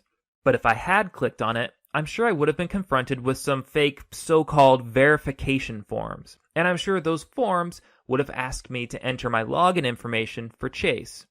If I did have a Chase account, and if I had entered my login information into those fraudulent forms, I'm sure that I would have been giving my banking information over to a cybercriminal. No bank or other legitimate institution will send you an urgent email insisting that you log into their website. In fact, you should avoid entering login information into any website that you have arrived at by clicking on a link in an email. If you receive suspicious or apparently urgent emails or even text messages from your bank or from any other institution that you do business with, you can always look up their phone number and call them on the phone and then ask them about it. In all likelihood, they'll inform you that the message you received was a scam, and they'll recommend that you delete it. They may even ask you to provide more information about the scam so that they can prepare to defend their other customers against it. It's worth pointing out that strong passwords won't protect you from social engineering scams such as phishing scams. Only your wits and your wisdom will protect you from such scams. Password threat number 4 is keylogging. Another way that cybercriminals discover passwords is through the use of keylogging hardware or keylogging software. Let's look at keylogging hardware first. A keylogger keeps track of every keystroke made on a particular keyboard or on a particular computer. Keylogging hardware consists of small, discrete devices that plug into a computer's USB drive. These devices themselves contain a USB port which the keyboard cable plugs into. Keylogging devices blend in well with the cables and plugs and ports on the back of a computer, and they're difficult to spot if you aren't looking for them.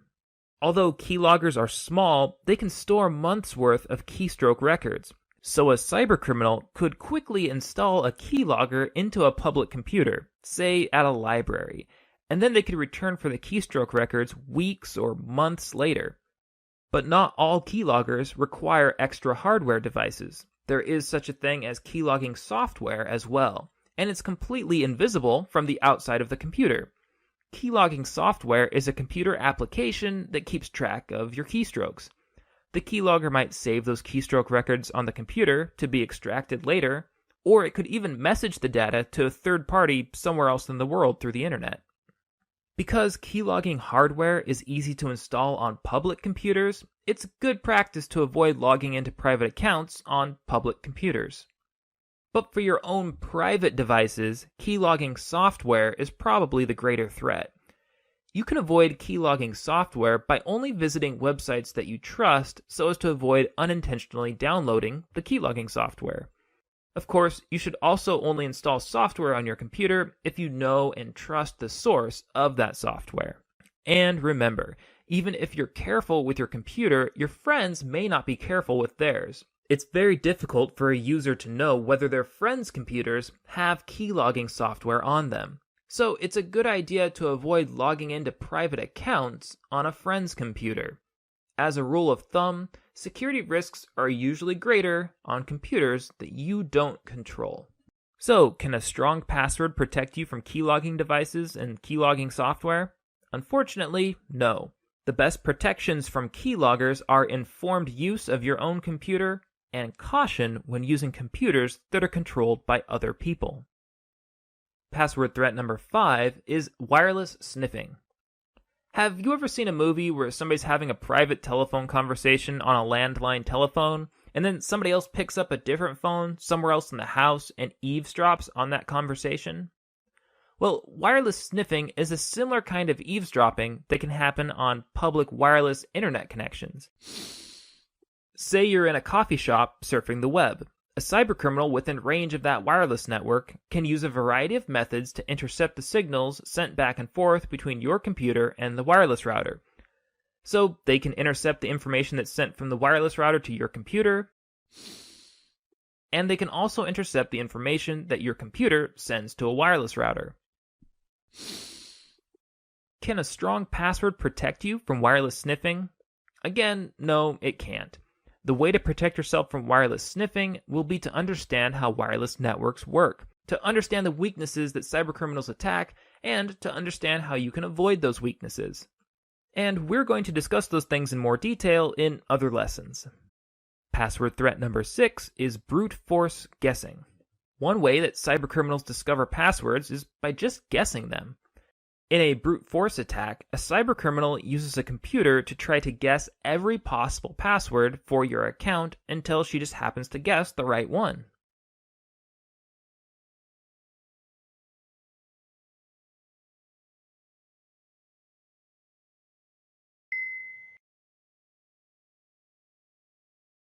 Can a strong password protect you from brute force guessing? Yes, it can. Short passwords take much less time to crack by these methods than long, strong passwords do. Every character that you add to your password makes your password exponentially more difficult to randomly guess. Furthermore, adding more kinds of characters will also make your password more difficult to guess. A long password consisting of lowercase letters is difficult to randomly guess, but a long password consisting of both lowercase and capital letters is much, much more difficult to randomly guess. Adding more keyboard symbols like numbers and punctuation marks adds even more possibilities for the brute force attacker to deal with. Websites will also help to protect you from brute force attackers by requiring users to complete a completely automated public Turing test to tell computers and humans apart, or a CAPTCHA as it's commonly abbreviated. A CAPTCHA presents symbols on the screen that are difficult for computers to interpret, but easy for humans. If the user can't interpret the CAPTCHA, then the website denies their login request. This way, even if a computerized attack does guess your password, the CAPTCHA helps to prevent the computer from automatically logging into your account. Password threat number 7 is dictionary attacks. Because there are practically innumerable possible passwords and cybercriminals don't have infinite time to spend trying to crack them, brute force guessing is often pretty impractical. However, in reality, users don't usually choose literally random strings of characters as their passwords, because literally random strings of characters are difficult to remember. Users follow patterns when they create passwords, and many of them tend to follow the same patterns. Cybercriminals keep lists of popular passwords and popular password patterns, and they'll limit their password guessing to these lists. Such focused attacks are called dictionary attacks. Some dictionary attack lists will contain millions of potential passwords. That's a lot of passwords, and it's more than a person could work through on their own. But with the help of a computer, a cybercriminal can potentially work through such a list relatively quickly. Therefore, dictionary attacks are much more practical than brute force guessing attacks. Dictionary attacks usually target common passwords like the word password, 1, 2, 3, 4, 5, the home row keys A, S, D, F, J, K, L, semicolon, or the phrase let me in. They might also target public information about a user. For example, sometimes people will incorporate their own name, address, or phone number into their password. Cybercriminals know this, and so they'll sometimes add publicly available knowledge about a user into their dictionary attacks. Publicly available knowledge includes things like your name and telephone number, which might be available in a telephone directory. It also includes whatever information the public can see about you on your social networking sites like Facebook or Twitter. If you tweet about your cat, then a cybercriminal might decide to incorporate your cat's name into a dictionary attack. Can a strong password protect you from dictionary attacks? Yes, it can. A strong password avoids common keywords and patterns that cybercriminals exploit in dictionary attacks. Password threat number 8 is password files that aren't encrypted. In a previous lesson, I discussed the encryption of password files.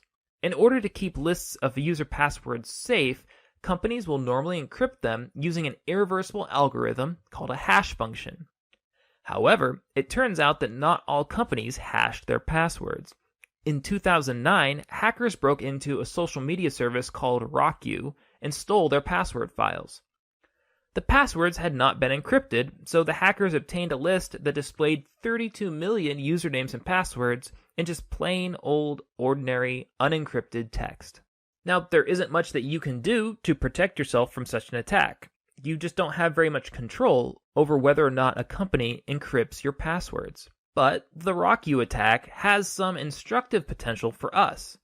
The password list at RockYou went public, and so we can use that list to determine some common user-chosen passwords. Since the bad guys have this list too, we know to avoid common passwords such as those at the very top of the RockYou list.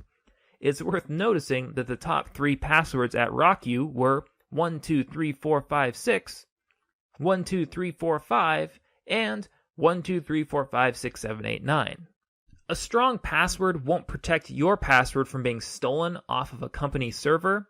However, these attacks at least help us to understand which passwords we should avoid in the first place. Password security threat number 9 is exposed passwords with known hash values. Sometimes, cybercriminals will steal a list of encrypted password files even though they don't have the means to break the encryption. So how is this useful to them? Well, it turns out that cybercriminals can often get access to the same algorithms that the good guys use to encrypt passwords. So there really isn't anything to stop a cybercriminal from taking a known password, running it through the algorithm, and seeing what value it spits out. Here, we can see that the word password gets converted into a long string of numbers and letters starting with 5F4. It's possible, and relatively easy, for cybercriminals to obtain long lists of common passwords and then to determine the hash values for all of them. Now, if a cybercriminal steals a company's list of encrypted passwords, they can search the encrypted passwords for hash values that match the list that they've made themselves. In this example, the username Gadget has an encrypted password that matches the encrypted value that was obtained by encrypting the word password. So that means that Gadget's password must also be the word password. So if hackers steal a list of encrypted passwords from a company that you do business with, they can sometimes figure out your password. They'll compare the stolen encrypted passwords to passwords that they have encrypted for themselves. However, a strong password will help to protect you from this kind of attack. The stronger your password is, the less likely it is to appear on a list of passwords that cybercriminals have encrypted for themselves. Password threat number 10 is security questions. What happens if you forget your own password? Many online businesses offer a password retrieval service so that losing your password doesn't necessarily mean that you'll lose your account altogether. Many password retrieval systems rely on security questions. To retrieve your password, you must answer a supposedly secret question correctly. If you get the question right, the service will email you your password, or perhaps email you a link to a password reset service. The problem with this system is that security questions are often much easier to guess than the passwords themselves. Common security questions are, what is your mother's maiden name? Who was your childhood best friend? And what is your favorite pet's name? Sometimes it's really easy to obtain the answers to those questions. The answers might be posted on somebody's Facebook page, or maybe they'll be revealed in a tweet or an Instagram photo.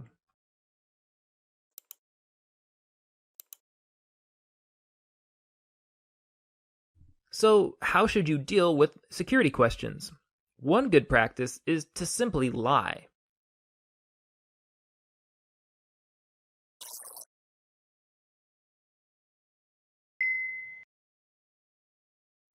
Another method is to tell the truth, but to add a random string of characters at the end of your true response. This random string amounts to a secondary password. Even if a hacker knows the answer to your security question, she'll have a hard time guessing this secondary password.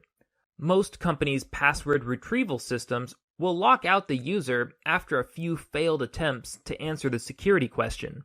Whether you choose to lie or to use the truth plus a secondary password, the hacker is unlikely to guess your security response in just a few guesses. They'll probably get locked out.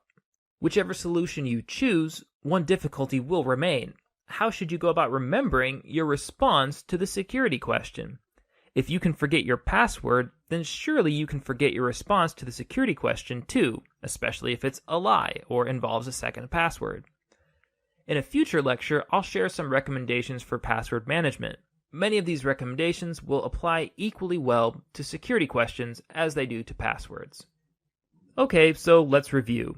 In this lesson, we touched on 10 common password threats: user disclosure, social engineering, phishing, keylogging, wireless sniffing, brute force guessing, dictionary attacks, password files that are not encrypted, exposed passwords with known hash values, and finally, security questions. In the next video, we're going to talk about how to create a strong password.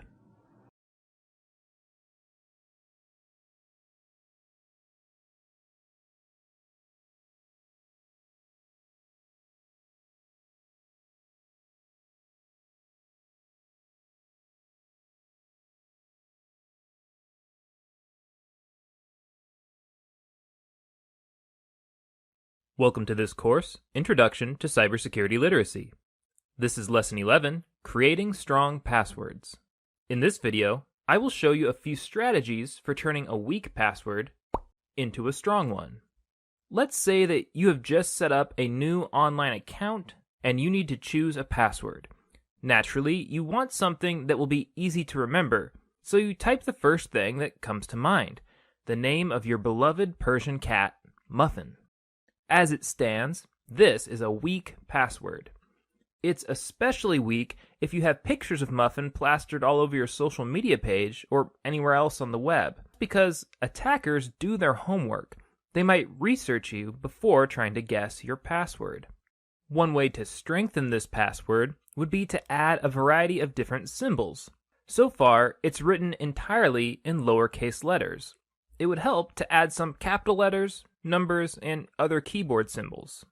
Okay, now we have a strong password, but it's so random that it's difficult to remember. How can we make this password both strong and memorable? One way to make a strong password memorable is to make it tell a story. Let's imagine that you adopted Muffin from the shelter on Christmas Day in 2012. Well, we could start that story with Muffin's name. And the animal shelter is sometimes called the Pound, so you could put a pound sign in there. And then you could shorten Christmas to just Moss. And then you could finish it off with the year, 2012. There you have it. That's a password that tells a story. You got Muffin from the Pound on Christmas in 2012. It's a story that you can remember, but one that other people are unlikely to guess. Notice that the password that we produced is long and contains a variety of symbols. Those are good things. Actually, this password is more than long enough. You could abbreviate some of the elements of this story if you wanted to. That might make it quicker to type. Another strategy for strengthening passwords is to replace letters with similar-looking symbols.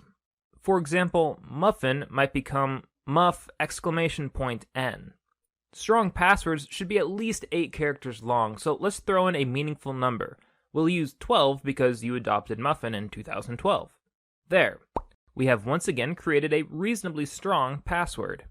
You could also try using a sentence instead of a word as your password. For example, start with the sentence, Muffin likes yarn and treats.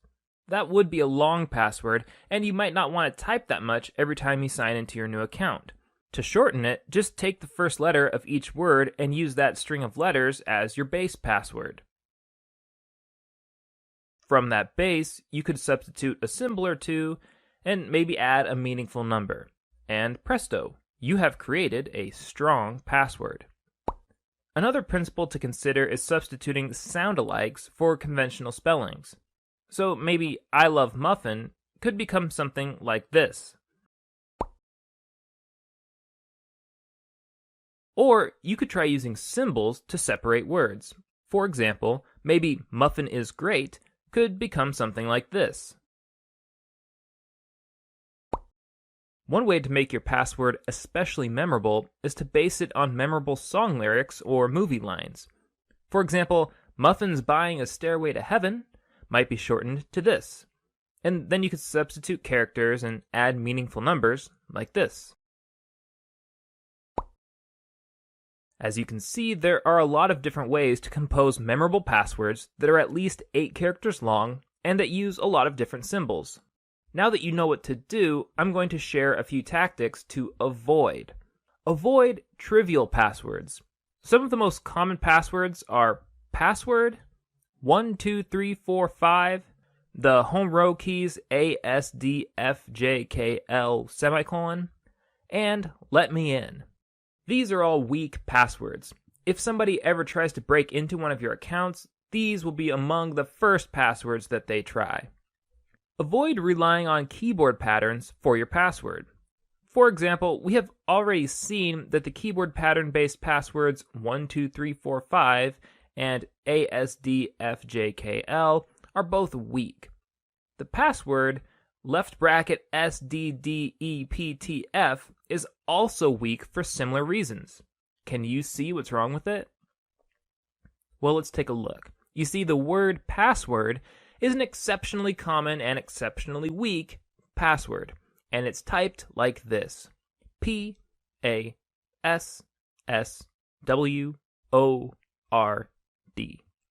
Now, some people think it's clever to shift their hands one key to the right and then to move their fingers as if they're typing the word password. Left bracket SDDEPTF.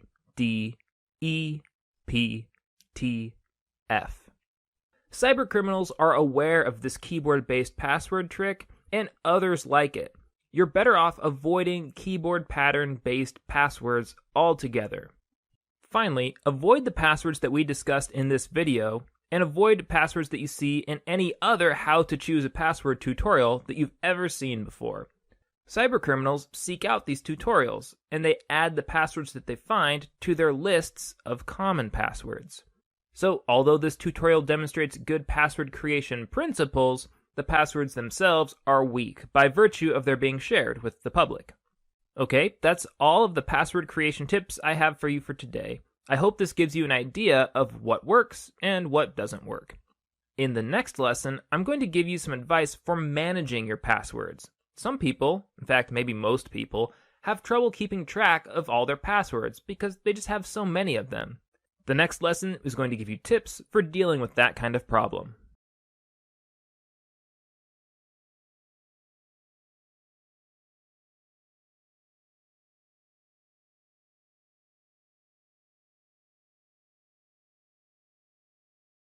Welcome to this course, Introduction to Cybersecurity Literacy. This is Lesson 12, Managing Passwords. Many of you have probably heard it said that you should have a strong, unique password for each of your various password-protected accounts and devices. And you have probably also heard that you should change your passwords frequently, and never, ever write down your passwords. But let's be practical. Obviously, taking all these recommendations together creates problems for your memory. Most of us can't remember an array of complex, constantly changing passwords, at least not without some help. So in this video, I'm going to share 3 tips for practical password management. Securely record your passwords, rank your passwords, and use password management software. Password management tip number 1 is to securely record your passwords.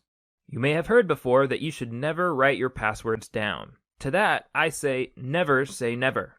It's okay to record your passwords, you should just be thoughtful and secure about it. Of course, it's not secure to write your password down on a sticky note that you keep near your desk.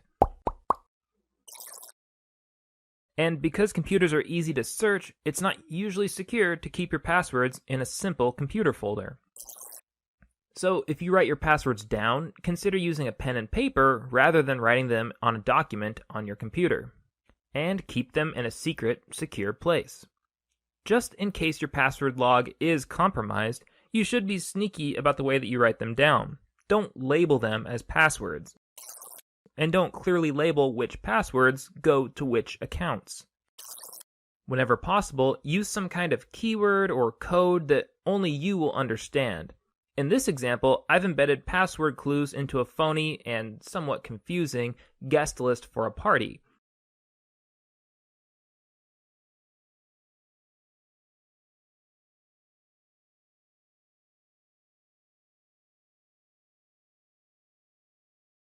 you should be able to come up with your own private system of clues that works for you. Something that you understand and something that you can remember. Password management tip number 2 is to rank your passwords. One way to cut down on the number of passwords that you have to remember is to rank your accounts into 3 tiers and to treat your passwords differently depending on which tier it falls into. In the first tier are the accounts where you have the most at stake. For example, your primary email account and your financial accounts would be tier 1 accounts. For these accounts, you should choose a strong, unique password for each account and make a standing appointment with yourself to change these passwords every 6 months. In the second tier are the accounts where you have a medium amount at stake. For example, with Facebook, Twitter, and Instagram accounts, you probably have a medium amount at stake. These accounts are full of private information, but they can't normally be used to defraud you directly. People can't steal from you using Facebook, at least not yet. For these accounts, you should choose strong, unique passwords and make a standing appointment with yourself to change them once a year. For these accounts, instead of composing whole new passwords for every account, it might make sense to simply cycle through your passwords. For example, maybe you make your old Facebook password become your new Twitter password, and maybe your old Twitter password becomes your new Instagram password, and so on. In the third tier are accounts where you have little at stake. For accounts where you feel like you have little at stake, for example, maybe the login information that you use for an online newspaper, you should choose a strong password and just reuse it across several accounts. It's not really necessary to change the passwords on these lowest security accounts unless you have reason to believe that one of them has been compromised. If you think that an account has been compromised, you should change the password and also change the answers to any of your security questions that are associated with that account. If the account isn't particularly important to you anyway, then you might consider just deleting it altogether and starting over with a new account. Password management tip number 3 is to use password management software. Web browsers provide the option of remembering passwords for you, and this can be helpful. If your web browser remembers your passwords for you, then you're unlikely to forget your passwords. Also, the web browser will probably automatically fill in the passwords for you, which means you don't have to type your password quite so frequently. Typing your password less frequently makes you less vulnerable to, say, a keylogging attack, which is a kind of attack where cybercriminals use special hardware or special software to record the keystrokes on your computer. Of course, relying on your web browser to remember your passwords has its trade-offs. If your web browser stores all of your passwords, then anybody who gains access to your web browser also has access to your passwords. For this reason, if you're going to allow your web browser to remember your passwords for you, then it's a good idea to password protect your web browser itself. Most web browsers have security settings that allow you to set up a password protected account for the browser itself. You may also consider using another kind of password management software. For example, the Firefox add-on LastPass will generate strong passwords and remember them for you. But once again, using such software does have trade-offs. The management software itself becomes a single point of failure. Whether you're using a web browser or a web browser add-on to manage your passwords, these management programs are usually accessible by one single master password. If that master password to become lost, stolen, or shared, then all of your accounts could be compromised. Many security experts recommend that people use password management software, and so it is a good idea, but you still have to be very careful with your master password. Okay, that's all I have for you for now concerning password management. We've covered 3 tips in this video: to securely record your passwords, to rank your passwords, and to use password management software. I hope these 3 tips help you to find a password management strategy that works well for you. In the next video, we're going to begin learning about email and some of the security issues that come with it.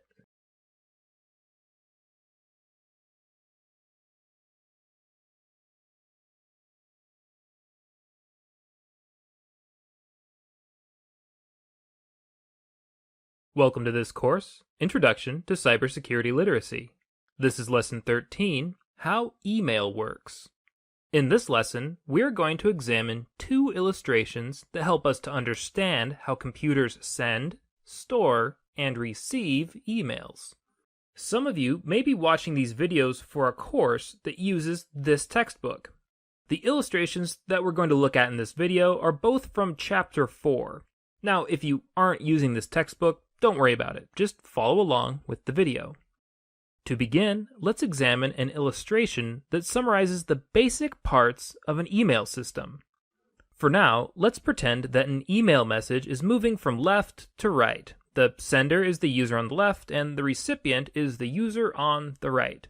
To help us to talk about these users, let's give them names. I'll call the user on the left Jack, and the one on the right Jill.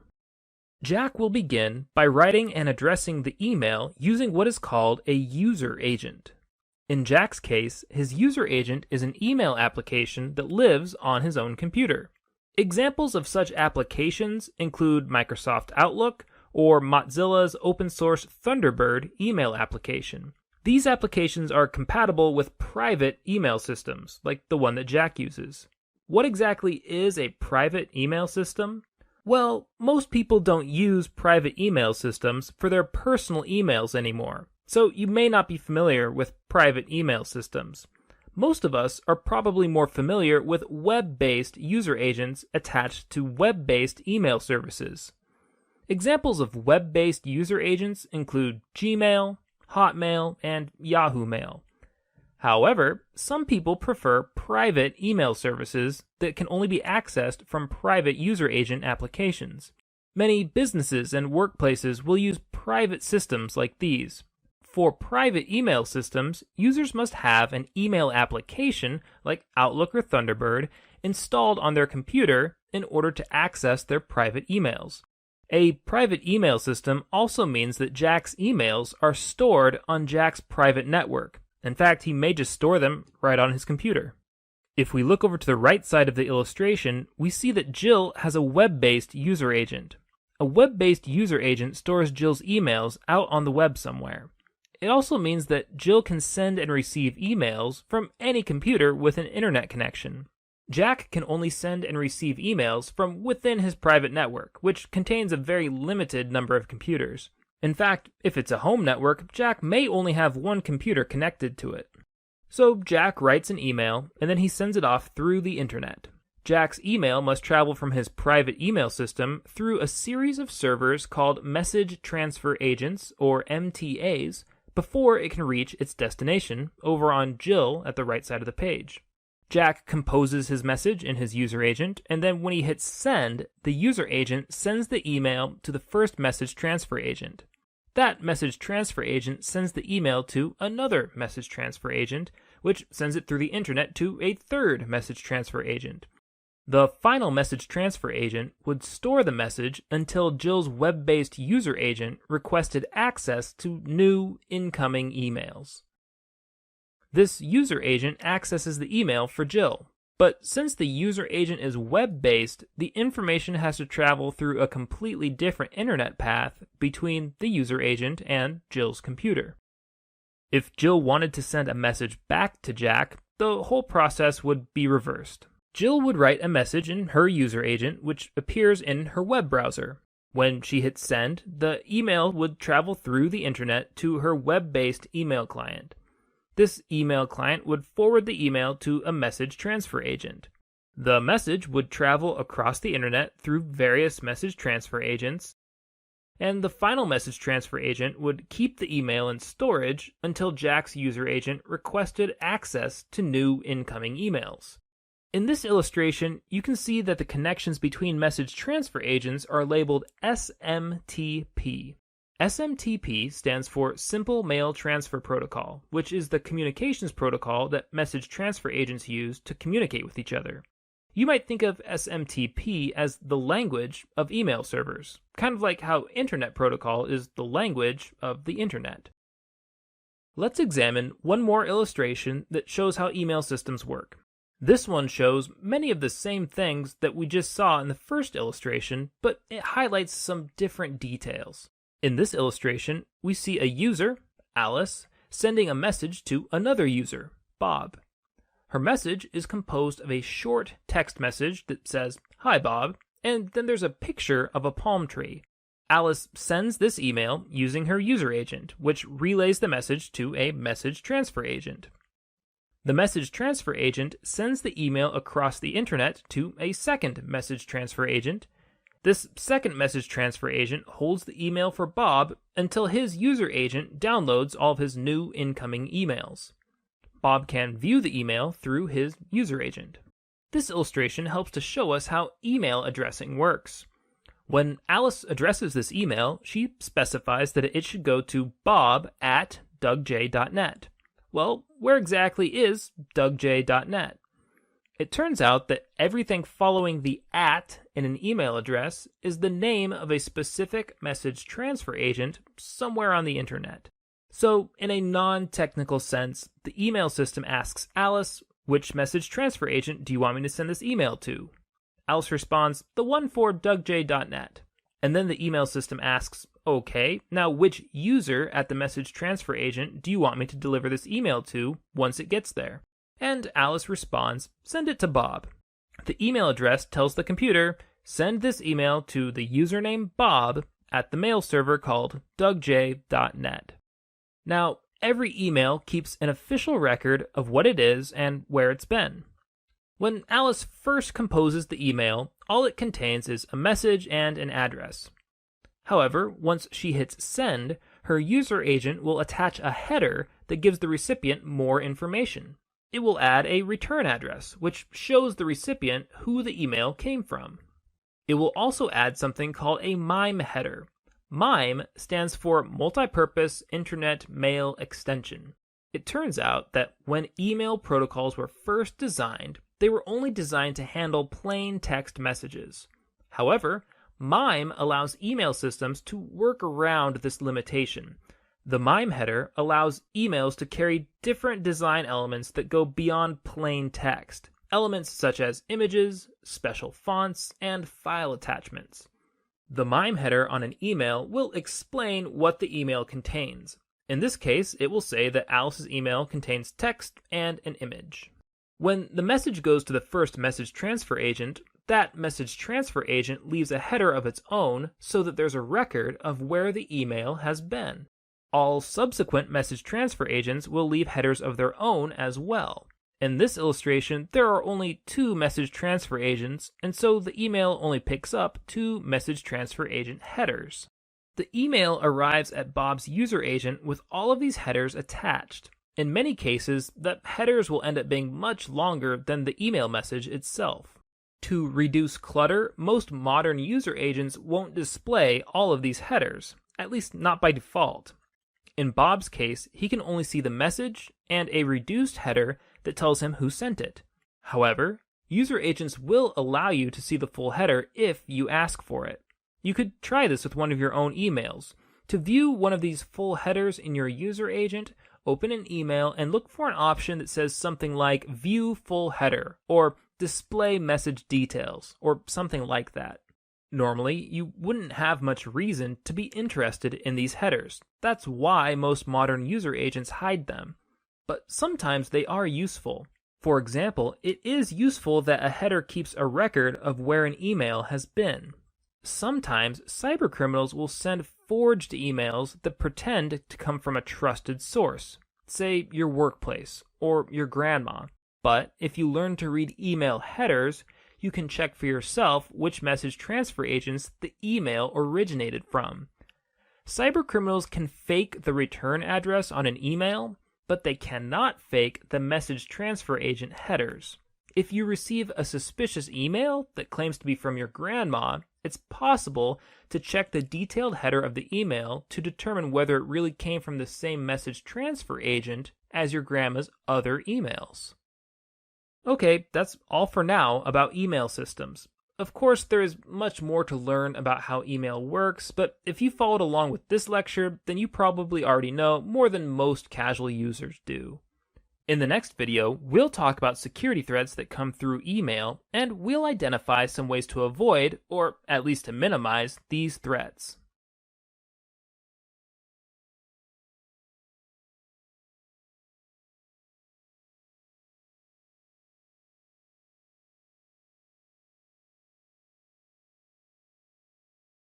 Welcome to this course, Introduction to Cybersecurity Literacy.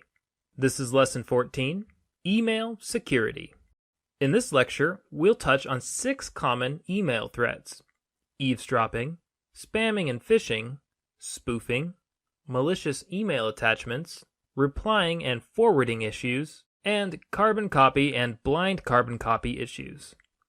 Email threat number 1 is eavesdropping. Eavesdropping is when other people observe your internet traffic without you knowing it. There are 2 primary eavesdropping threats. The first is the threat of somebody eavesdropping by simply observing you without your knowing it. Sometimes people will just look over your shoulder and watch what you're doing. They could observe things like your passwords, or they could read your emails if they're open on your screen. Another kind of eavesdropping is called sniffing. Sniffing is when an eavesdropper uses a computer to intercept the radio signals traveling between your computer and a wireless router. They might intercept your username and password when you log into your email account, and they might intercept the emails themselves as they're sent to and from your web browser for your viewing. If your email service encrypts your email traffic, then that will help to protect you from sniffing. And many web-based email services do encrypt email traffic. But if your email traffic is unencrypted, then sniffing can be a serious threat. Email threat number 2 is spamming and phishing. Sending emails is cheap.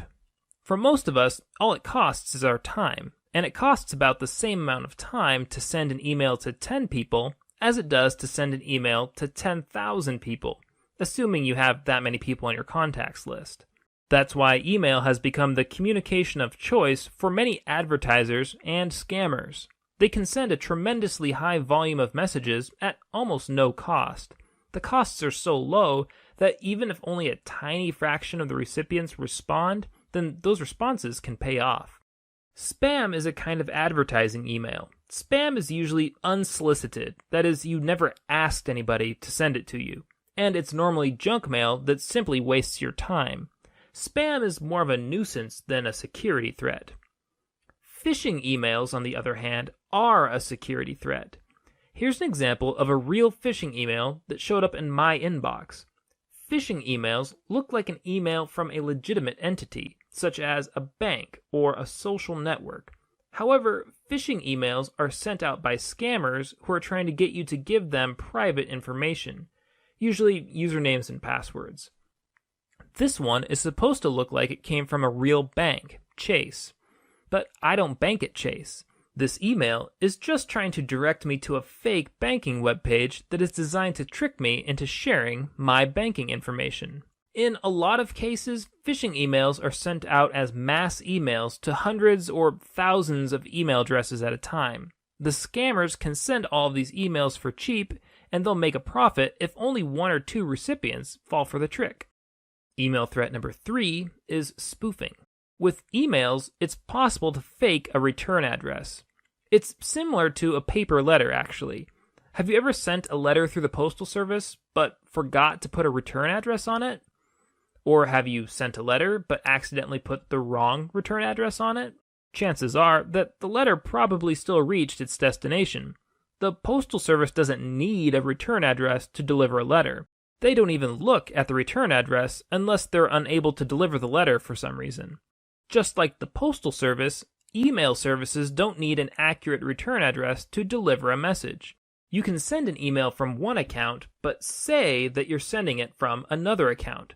And the system will usually deliver the email to the correct recipient anyway. Email systems don't usually need to know the sender's address, they just need the recipient's address. Some scanners use this feature for a scam tactic called spoofing. A spoofed email is one that says it's from one person, but actually came from somebody else. On a spoofed email, the return address is just a fake.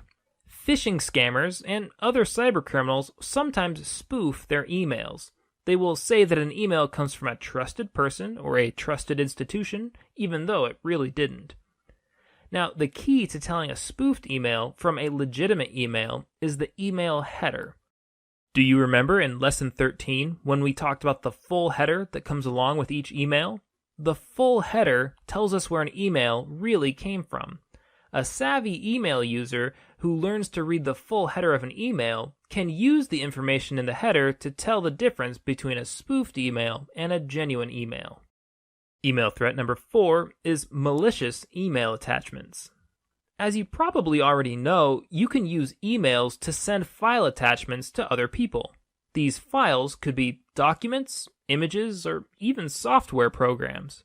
Cybercriminals take advantage of this functionality by using emails to deliver malicious software straight to a user's computer. One common method is to send an intriguing email that encourages the user to open the attachment out of curiosity. For example, check out this phony order confirmation email. I'll stop talking for a moment to give you a chance to pause the video and read the email if you like. Can you see how this email is intended to confuse the recipient?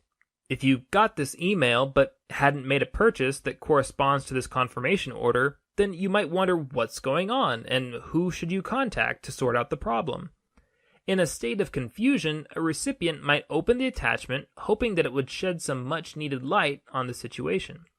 But this attachment will just make everything worse.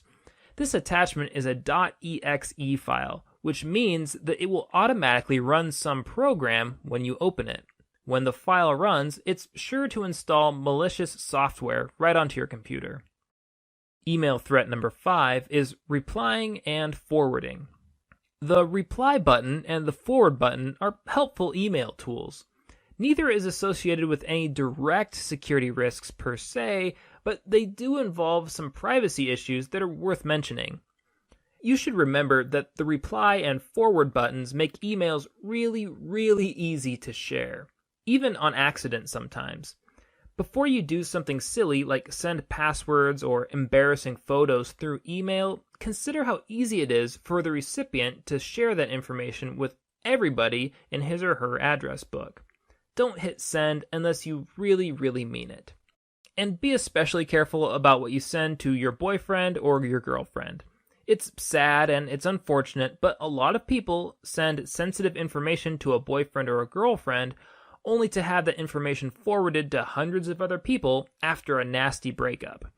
Because forwarding takes so little effort, it only takes a passing moment of weakness, anger, or bad judgment for somebody to forward sensitive information to practically everybody they know.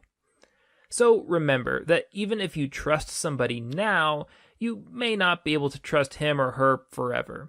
In many cases, trust is temporary, but the forward button is forever. Furthermore, you would be wise to remember the distinction between the reply button in an email system and the reply all button.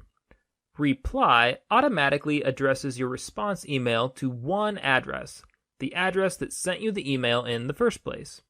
Reply all automatically addresses your response to everybody who received the email. Many email users have embarrassed themselves by accidentally hitting reply all and thereby sending a sensitive message to a large group of people rather than just sending it to one specific person. Email threat number 6 are the to, carbon copy, and blind carbon copy functions. Okay, this one is not technically a threat, but it's still a good idea to cover the difference between the to field, the carbon copy or CC field, and the blind carbon copy or BCC field in an email address bar.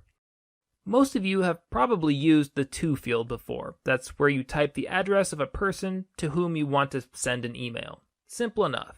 To sends email to people. Easy peasy. Many of you have probably also used the carbon copy or CC field before. If you have, you know that your email user agent will also send an email to any address listed in the CC field. So what's the difference between to and carbon copy? Well, they function almost exactly the same. The only real difference is that the carbon copy field is intended for recipients other than the primary recipient. For example, imagine that you're working on a group project in a class, and imagine that your instructor has asked you to submit the project via email. On the day that you submit the project, you might write an email to the teacher and attach your project to the email. And then you might decide to include all of your partner's email addresses in the carbon copy field. That way, they'll get the email, and they can see that you submitted the project on time.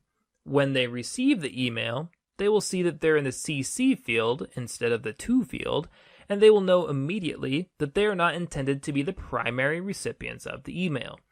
They can then read or not read the email accordingly, from the mindset of a non-primary recipient.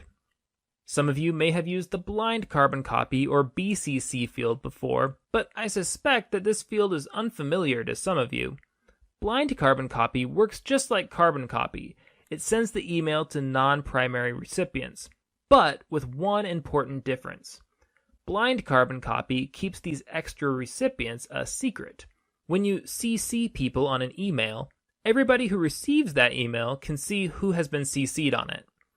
When you list addresses in the blind carbon copy field of an email, only the sender and the BCC'd receiver can see who is BCC'd in the email.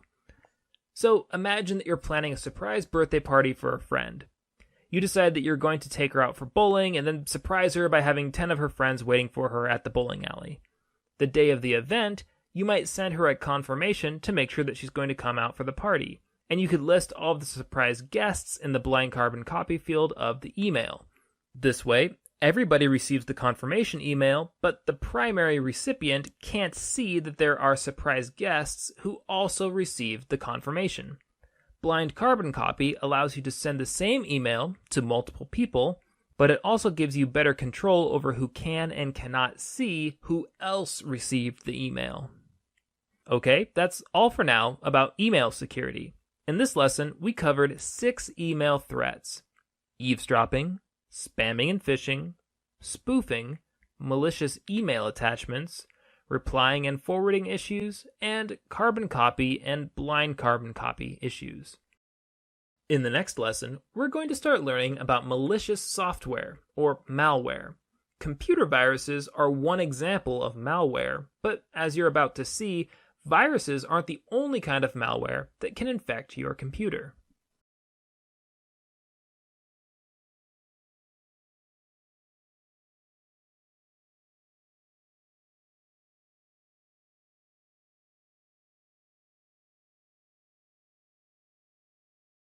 Welcome to this course, Introduction to Cybersecurity Literacy. This is Lesson 15, Varieties of Malware. In this video, we are going to discuss different kinds of malicious software. By malicious, we mean that this software is intended to harm computer users, to irritate them, or to steal information from them. In cybersecurity lingo, we combine the words malicious and software together into a single word, malware. In this lecture, I'm going to define several common varieties of malware: viruses, worms, Trojan horses, and bots. The first type of malware that I'm going to talk about is viruses. Most of you have probably heard the term computer virus before, but what exactly is a computer virus? In the traditional definition, a computer virus is an unwanted program that attaches itself onto a host file on a computer. This is similar to real biological viruses, which attach themselves to host cells in a body. There is another analogy between computer viruses and biological viruses based on the way that they spread between hosts. Viruses cannot spread from person to person unless those two people interact somehow, for example, by sneezing on one another. Computer viruses work in a similar way. A computer virus copies itself, but those copies don't just spread to new computers on their own. Instead, a host must do the spreading somehow. There are many ways that computer users can accidentally spread computer viruses. Some common ones include sharing infected USB devices, sharing infected files on peer-to-peer file sharing networks, or sharing infected files in emails. The second type of malware that I'm going to talk about is worms. On the traditional definition, worms are self-sufficient programs. We just saw that viruses live in host files on a computer. But worms are programs that hide out on a computer without the aid of a host file. A virus is just a string of malicious code that can't function without a host, but a worm is its own separate program. Unlike viruses, worms are often able to spread themselves throughout a computer network. When a worm becomes attached to a computer, it normally tries to spread to all the other computers on the same network as the original host computer. It doesn't matter if it's a wired network or a wireless network. A worm can spread itself using either kind. In fact, the network itself is often the target of a worm. The idea is that by infecting all or many of the computers on a network, a worm can slow down the network itself, rendering the network useless. The third type of malware that I'm going to talk about here is Trojan horses. Trojan horses are like worms in that they are normally independent programs that run on your computer. They don't need to attach themselves to a host file in the same way that viruses do. But Trojan horses don't necessarily spread like worms do. What makes Trojan horses unique is that they spread by tricking computer users into voluntarily downloading them. A Trojan horse will appear to be some kind of valuable computer file, but when users download that file, they receive malware that they weren't expecting. Just as the Trojan horse of Greek mythology appeared to be a gift, but was actually filled with menacing Greek raiders, Trojan horse software will appear to be an enticing download, but it will be full of menacing malware. The fourth type of malware that I'm going to talk about here is bots. Bot is short for robot. Most of the time, when we think of robots, we think of physical machines that can perform tasks that are normally performed by human beings. The term bot in cybersecurity lingo is similar. A bot is a malicious program that automatically performs functions on your computer that are normally performed by the user. For example, a bot might send emails, or pull up web pages, or change your computer's settings, or many other things, and all that without the user's permission. Now, sometimes a bot is simply programmed to do those things on its own without any input, but sometimes bots are actually capable of receiving commands from a third-party user called a bot master. Bot masters use bots to control your computer without your consent or even your awareness. Like a worm, bots can replicate themselves. However, unlike a worm, a bot is usually very careful about replication. Worms are normally programmed to replicate very quickly. The rapid spread of a worm can create so much traffic on a computer network that the network slows down or completely crashes. Indeed, this is often the purpose of worms, to damage a network. Bots, on the other hand, usually replicate relatively slowly so that they can avoid being noticed. Similarly, bots are frequently designed so that they will run on a computer completely undetected. Now, viruses are normally designed to damage a computer. But bots are designed to run smoothly along with other computer programs. But that doesn't mean that bots aren't harmful. A bot can receive commands from a remote bot master, and so a bot gives partial control of your computer over to some other user at some other location, and that can be a very harmful thing. Throughout this video, I've referred to 4 distinct types of malware: viruses, worms, Trojan horses, and bots. However, in the real world, boundaries are fuzzy between all the different kinds of malware. It can be difficult to categorize real pieces of malware as just viruses or just worms. Sometimes a piece of malware will attach itself to a file, like a virus does, but it will have the capacity to spread itself like a worm does. Or maybe it will be a Trojan horse download that leaves a bot on your computer. Now, the term virus has become the catch-all term for discussing malware in casual conversation. But as you can see, there are a great many varieties of malware out there, each with their own purposes, their own strengths, and their own weaknesses. Okay, that's all the further we'll go in this video. In the next lesson, we'll talk more about what malware can do to your computer.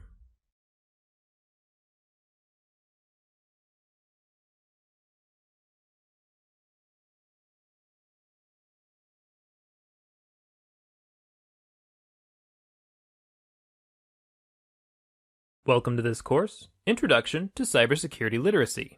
This is Lesson 16, Functions of Malware. In the previous video, I described 4 common kinds of malware: viruses, worms, Trojan horses, and bots. In this video, we're going to explore 7 common functions of malware, so we'll see some of the things that malware can do.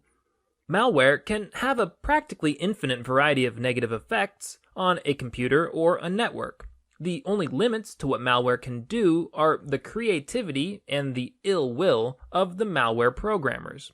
But we'll stick to just these 7 functions for now. These 7 functions are overwhelming system resources, running malicious adware, running spyware, running ransomware, creating backdoors, disabling security functions, and creating botnets. Malware function number 1 is overwhelming system resources. Some pieces of malware, especially worms, are programmed to reproduce and spread as quickly as possible. Malware like this can often overwhelm computer or network resources. The spreading worm might use up so much of the network's bandwidth that there just isn't enough left over to perform legitimate functions on the network. Some malware creates innumerable files on a computer, clogging up its storage drives and eventually slowing the computer's performance. Other malware might use up so much of the computer's computing power or its working memory that the computer is unable to run legitimate programs effectively. The common thread connecting these examples is that malware somehow overwhelms the system that it attacks, rendering the system sluggish or even useless until somebody removes the malware. This particular kind of malware attack is relatively less common today than it used to be in the past. Today's malware programmers are usually trying to make money, and there is generally not much money to be made from obviously compromising a system like this. When something is obviously wrong, users quickly figure out that they have a problem and they do something about it. Most malware today is more sneaky. It operates quietly in the background, preferring to remain unnoticed by the user. That's not to say that the malware doesn't still affect computer performance, but today's malware is less likely to affect it so quickly and so dramatically that users are likely to notice that something is wrong right away. Malware function number 2 is running malicious adware. All of you have probably seen adware before. Any software that displays advertisements is technically adware. The web is obviously packed with adware because most of the free websites that we use are funded, at least in part, by advertising revenues. Much of the adware that we encounter runs on a web browser which simply displays the ads. Common, everyday adware might be a nuisance, and in some cases people argue that it breaches user privacy, but in general, the costs of adware are the price that we choose to pay for the free websites that we use. However, some malware programs install mean, nasty, malicious adware onto computers themselves without the user's consent. Rather than just displaying the paid advertisements that support websites, these malware programs can display ads that have no legitimate connection to the user or to the websites that the user visits. Malicious adware might display unwanted pop-up ads at inappropriate times, or it might install an unwanted toolbar on your browser window. Furthermore, malicious adware sometimes presents ads that most users find distasteful or offensive. Malware function number 3 is running spyware. Spyware is malware that spies on your computer activity. One example of spyware is keylogging software that secretly records the keystrokes that you make on your keyboard and then sends that data to some third party. Other kinds of spyware might secretly monitor your internet activity and use your browsing information to target you with malicious advertisements. Spyware programmers want their spyware to remain hidden on your computer for as long as possible. You normally will not notice a spyware program until you're looking for it, and even then, they're programmed to be difficult to find and easy to overlook. Malware function number 4 is running ransomware. Ransomware programs create screens that look something like the one that you see here. Let's read what this message says. User alerts. Your documents have been encrypted. They can only be decrypted for $500 American dollars. If you do not pay this decryption fee by 14 days, your documents will be permanently deleted immediately. Do not call the police or risk automatic permanent file deletion immediately. Click below to begin decrypting your files. You will need a valid credit card. Thanks you. Sometimes ransomware is a total lie. Cybercriminals will write programs that will display messages like this one, even if your files are completely unaffected. And sometimes ransomware really does encrypt your files. In either case, you shouldn't play along with a scheme like this. Even if your files are really encrypted, there's no guarantee that the cybercriminal will unencrypt them for you if you pay the ransom. And if you do pay the ransom, some cybercriminals will use your payment information to steal your identity or to suck you deeper and deeper into an even more expensive scam. If you fall victim to ransomware, you are much better off restoring your system from backup files than you would be if you paid the ransom. If you diligently back up your system, then ransomware should be a nuisance for you, but it shouldn't be a catastrophic loss. Malware function number 5 is creating backdoors. Many legitimate programs create links between your computer and another computer system so that your computer can receive important updates. For example, Microsoft releases security updates on the second Tuesday of every month, and computers running Windows will download and sometimes install these updates by default. Many malware programs also establish connections between an infected computer and another system. But the connections that malware programs establish are secret, and they're intended to strengthen the malware, not to strengthen the computer. Using these secret connections, cybercriminals can update malware to make it more harmful, more difficult to remove, or more difficult to identify. These secret malicious connections are called backdoors. If a malware program creates a backdoor, then it can use that backdoor to modify itself or to install even more malware programs onto the infected computer. Malware function number 6 is disabling security functions. Some malware programs can disable security functions on a computer. For example, it could disable antivirus software, or it could block the system from installing security patches. Malware that disables the security functions on a computer tends to last longer because there aren't any security functions left to stop it. And these programs also tend to leave computers more vulnerable to other malware infections from other sources. Malware function number 7 is creating botnets. In the previous lesson, I discussed bots. Bots are malware programs that can control your computer without your input. For example, they might automatically send emails, or retrieve web pages, or change computer settings, or submit usernames, passwords, or financial data into a website. Some cybercriminals will create bots that they can control through backdoors on a user's computer. These cybercriminals who control networks of malicious bots are called bot masters. Bot masters will develop vast networks of thousands of computers that they can control through their bots. These bot-controlled networks are called botnets. Botmasters can use their botnets in a variety of ways. One of the most common uses is to crash a website. They do this by asking all of the bots on the botnet to visit the website at the same time. If the botnet is big enough, the website won't be able to handle all of the traffic, and it will crash. Or, as a variation on this attack, the botmaster might threaten to crash a particular website at a really inconvenient time, or maybe even at a financially ruinous time. The botmasters tell the owners of the website that they're going to crash it unless the owners agree to pay a ransom. For example, gambling websites are popular targets for botnet attacks. Botmasters will threaten to crash gambling websites before or during the Super Bowl, which is the busiest time of the year for most gambling websites. Okay, in this video we've covered 7 different functions of malware: overwhelming system resources, running malicious adware, running spyware, running ransomware, creating backdoors, disabling security functionality, and creating botnets. Now, this list is by no means complete. There are many other malicious possibilities, but these 7 should give you a pretty good idea of what you're up against. In the next lesson, I'll help you to understand the sources of malware, so that you have a better idea of how to avoid the attacks that I've just been describing.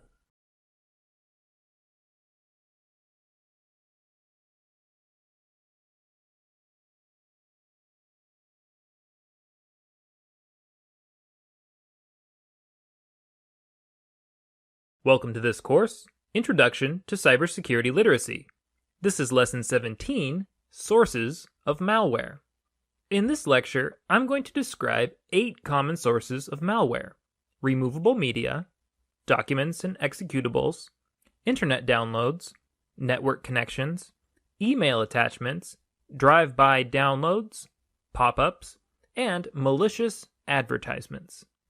Malware source number 1 is removable media. The very first computer virus, way back in 1982, was called the Elk Cloner virus. Elk Cloner targeted Apple II computers, and its effect was that every 50th time users booted up an infected computer, the computer would display something called the Elk Cloner poem. The poem went like this: Elk Cloner, the program with personality. It will get on all your disks. It will infiltrate your chips. Yes, it's Cloner.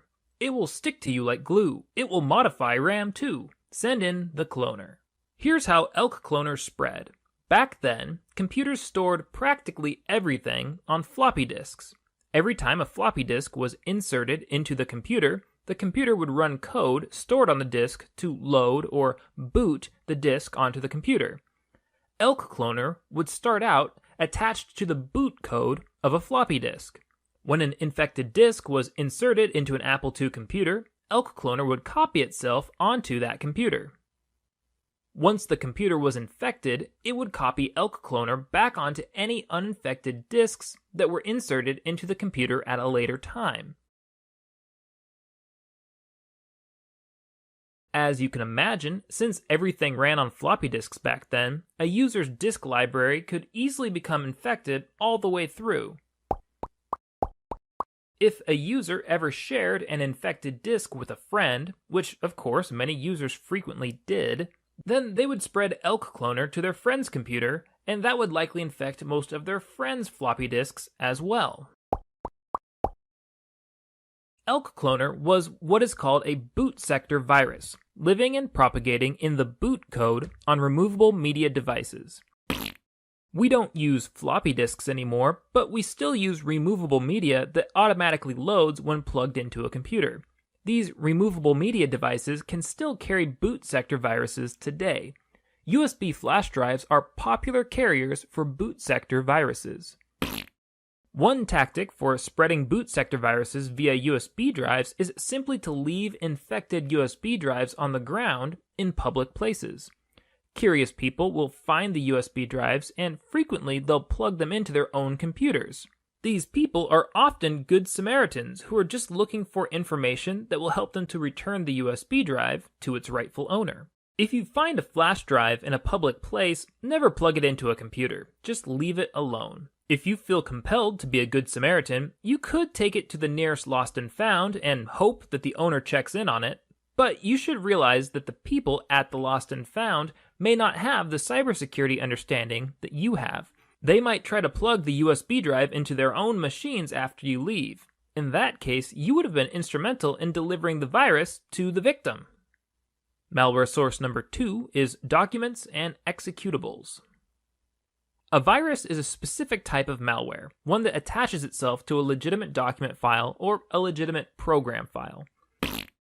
Mundane documents like word processor files or PDFs can contain viruses. So any means of sharing documents is potentially a means of sharing viruses. The good news is that viruses that are attached to a document or an executable file cannot infect your computer unless you interact with them. That is, you have to actually open the document or run the executable file for the virus to take hold. What do we do if many of the file types that we use every day can potentially contain computer viruses? Obviously, we can't just refuse to open all files. If we did that, we couldn't really use our computers. What we can do is use discretion. Only share files and storage devices with people that you trust. Don't share files or storage devices with people that you don't trust. And if somebody you trust shares a suspicious file with you, remember that you don't have to open it. If something about a file from a trusted friend seems suspicious to you, you can usually just delete the file or call the person up on the phone who is sharing it with you to get more information about what it is that they're sharing. Malware source number 3 is internet downloads. In a previous lesson, I talked about Trojan horses. Trojan horses are malware that come disguised as legitimate files. Trojan horses often originate in internet downloads. For example, a website might offer free downloadable games, but when you download the game files, they could install games and malware onto your computer, or perhaps just the malware and no game at all. Because of the danger of Trojan horses, it's important to know the sources that you download from. You should only download known files from people that you know personally or from vendors that you trust. When you see good deals on downloadable products online, you should always approach those deals with skepticism. If you do not trust the vendor, don't download the product. If you don't recognize the vendor, then the safest thing to do is to ignore the offer. If you don't know the vendor, but you feel like you can't ignore the offer, then you should at least research the vendor on a couple of trusted review websites before downloading anything from them. Malware source number 4 is network connections. Some malware don't even need human assistance to reproduce and to infect new computers. These malware, usually called worms, distribute themselves across networks without victims having to interact with them at all. Anytime you're connected to a network, either to a private network or to the public internet, it's at least possible that your computer could contract a worm from another computer on the network. It doesn't matter whether it's a wired internet connection or a wireless connection either. Worms can spread across either. Some worms spread across the world, infecting millions of internet-connected devices in a matter of days or hours. Of course, most of us connect to the internet every day, and some of us never disconnect from it. So how is it that we aren't constantly contracting worms? Well, worms can only spread if they can exploit some known security weakness in a system. When weaknesses become known, software companies usually send out remedies for these weaknesses. These remedies are called patches. Patches modify legitimate software to make them more resistant to security breaches. If you install patches for your software as soon as they become available, then your computer is much less likely to contract a worm. Another security measure that helps computers to resist worms is the use of firewalls. A firewall is a tool that controls the flow of information between your computer and other network devices. In this illustration, we see a firewall between a computer and a cloud, which represents the internet. The firewall will prevent unrequested internet traffic, like worms, from accessing your computer. It's a good idea to always run a firewall on your computer. Malware source number 5 is email attachments.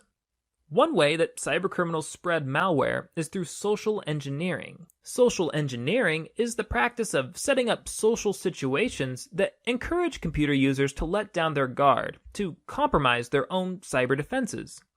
One common method of social engineering is to attach malware-infected files to emails. The email might claim to come from a known source, and the body of the email will usually say something that piques the reader's interest or makes them feel concerned. One example of a malicious attachment is the infamous love bug worm. The love bug spread itself through email attachments, and it would send itself to all of the addresses stored on a user's computer. It would arrive in a victim's inbox packaged as an attachment with the file name loveletterforyou.txt.vbs. Can you see how the file name attempts to hide the real file type of this email? The file type is really .vbs, but the title tries to make the reader think that it's a .txt file. If you already know a little something about file types, you know that .txt files are usually safe, but that .vbs files can contain malware. Many recipients were curious to see what this supposed love letter was all about, and so they opened the file, assuming that it was just a harmless note. Back in the year 2000, the love bug infected more than 500 million computers in just 1 week. Email attachments are incredibly useful, but it's important that you only open attachments that you can trust. Malware source number 6 is drive-by downloads. Many computer users realize that they can contract malware by downloading files from a malicious website. But what many users don't realize is that you can contract malware infections simply by visiting a malicious website. Whenever your computer pulls up a website, your computer is downloading and running code from a computer somewhere else on the internet. The web code that runs on your computer when you visit a website can contain malware. When simply visiting a website causes your computer to download malware, this is called a drive-by download. Because of the lurking threat of drive-by downloads, it pays to be aware of which pages you visit on the web. Avoid hyperlinks that take you to unfamiliar or untrusted web pages. Malware source number 7 is pop-ups. Some web pages allow advertisers to display pop-up advertisements, which are advertisements that appear on your monitor in a separate browser window. Many of these pop-ups are just annoying, but some of them are legitimate security threats. Some malware distributors will use pop-up ads to direct users to a page that contains a drive-by download. Other times, pop-up ads will contain buttons, and sometimes clicking on those buttons will result in a malware download. One particularly sneaky variety of pop-up is called scareware. Scareware pop-ups display browser windows that are designed to look like an antivirus program. The scareware window will claim that it has scanned your computer and that it's discovered that you have a bunch of malware infections. To help induce fear, scareware windows will often claim that your computer is practically overrun with malware. The window will usually contain several buttons, and if the user is tricked, he or she might click on one of those buttons. Clicking on scareware windows is a bad idea. If you click on them, they will normally direct you to a malicious website where you're likely to contract malware infections like the ones that the scareware window claimed that you had in the first place. Malware source number 8 is malicious advertisements. Malicious advertisements are difficult to distinguish from regular advertisements. Malware distributors will sometimes pay for advertising space on legitimate websites. Unlike regular advertisements, if you click on a malicious advertisement, it will take you to a malicious web page, which may contain drive-by downloads, Trojan horses, or links to other web pages that contain some kind of malware.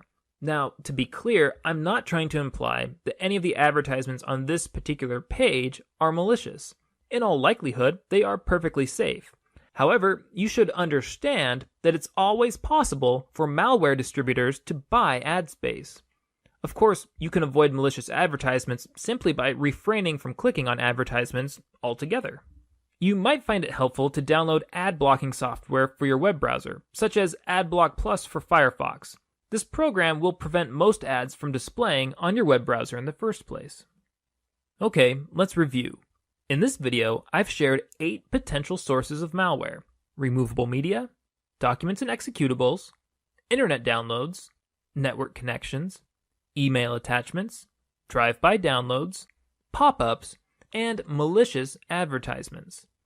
My hope is that the better you understand where malware comes from, the better prepared you will be to avoid malware altogether. In the next lesson, we'll go into a little more depth on the topic of defending yourself against malware infections.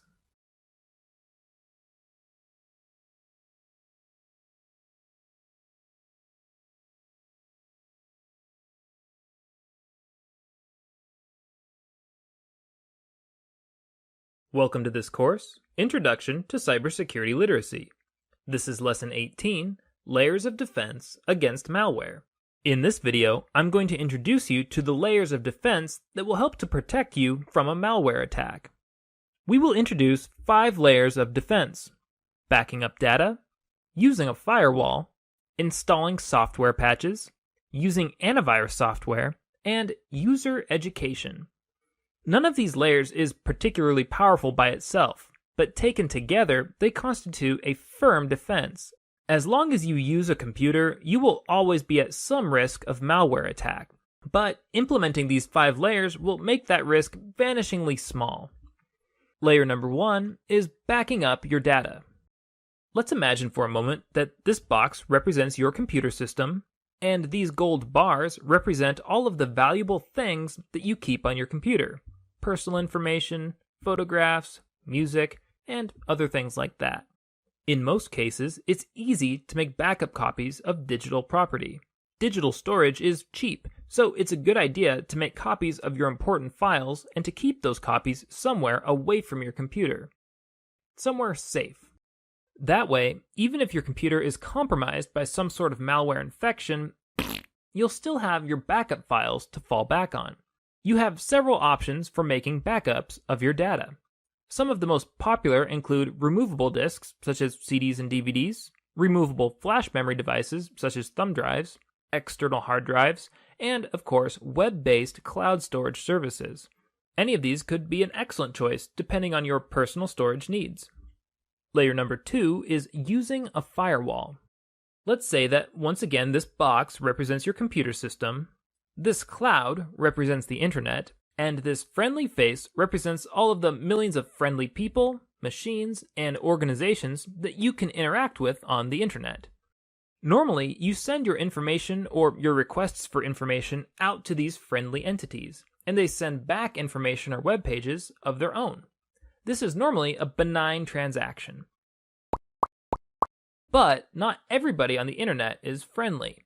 Some of them are out to attack other users. This skull will represent those attackers who wish to place malware onto other people's computers.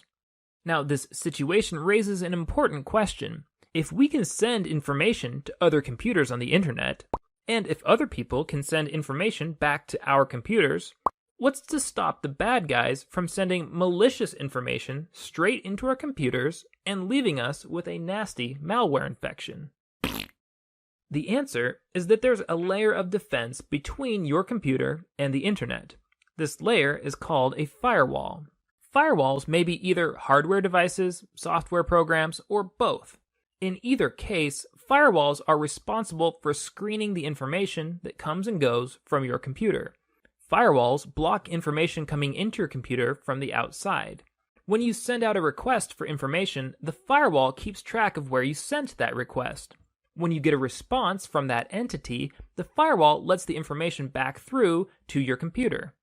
But if somebody tries to send unrequested information directly into your computer, the firewall will block it. You should be aware of two important limitations inherent in firewalls. First, a firewall cannot help you if you request information from a malicious source. If you initiate contact with a malware attacker, then your firewall might let a piece of malware right back onto your computer. The second limitation is that firewalls are never perfectly foolproof.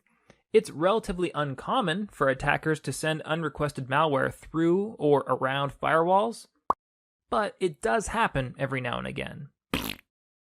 Despite these limitations, firewalls are an indispensable cybersecurity tool. You should be sure that you're running a firewall whenever your computer is connected to the internet. Layer 3 is installing software patches. When malware programmers design malware to attack your computer, they're generally attacking the software that runs on your computer. All software has security weaknesses, even if we don't know what they are yet. That's why we're using a dotted line to represent the boundary around your computer, to emphasize that there are gaps. Malware attacks must exploit one of these software weaknesses in order to succeed. Many malware attacks are unsuccessful. We may never even know that they occurred because they failed to exploit a weakness. For example, malware that is written for PCs will be ineffective against users who use Mac computers because Macs and PCs have different weaknesses. But malware programmers are constantly searching for security weaknesses in popular software. When they find them, they write new malware that exploits those weaknesses. But legitimate software developers are also constantly searching for security weaknesses in their products. When they find them, they release security updates called patches. Patches cover the known weaknesses in a program so that attackers can't exploit them.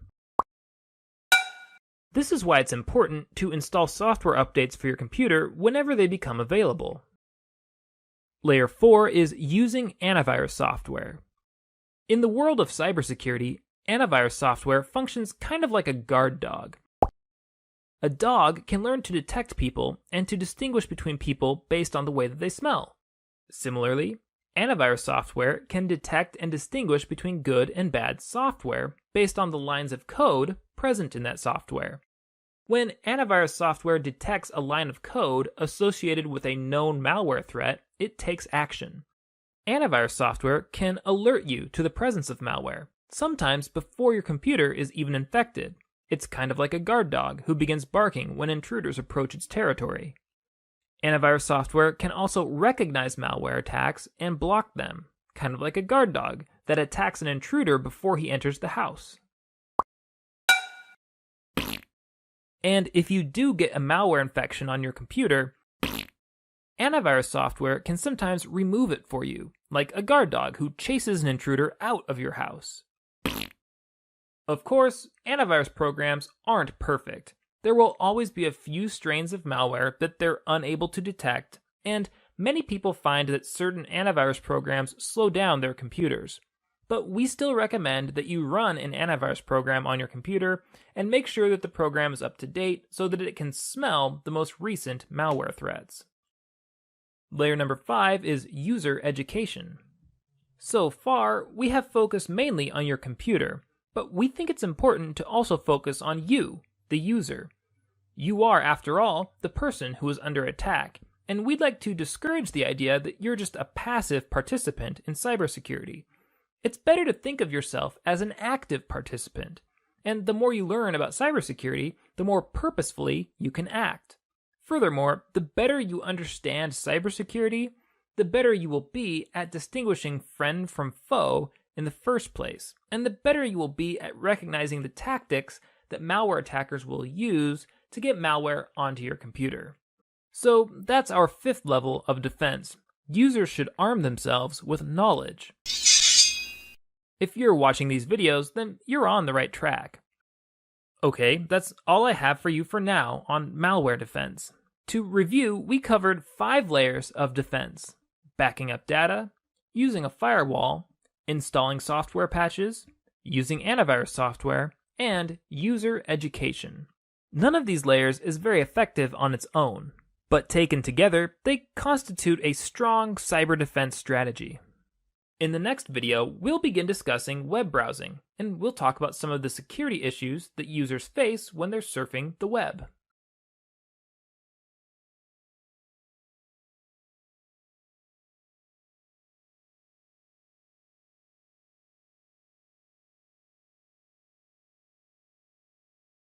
Welcome to this course, Introduction to Cybersecurity Literacy. This is Lesson 20, Safely Navigating the Web.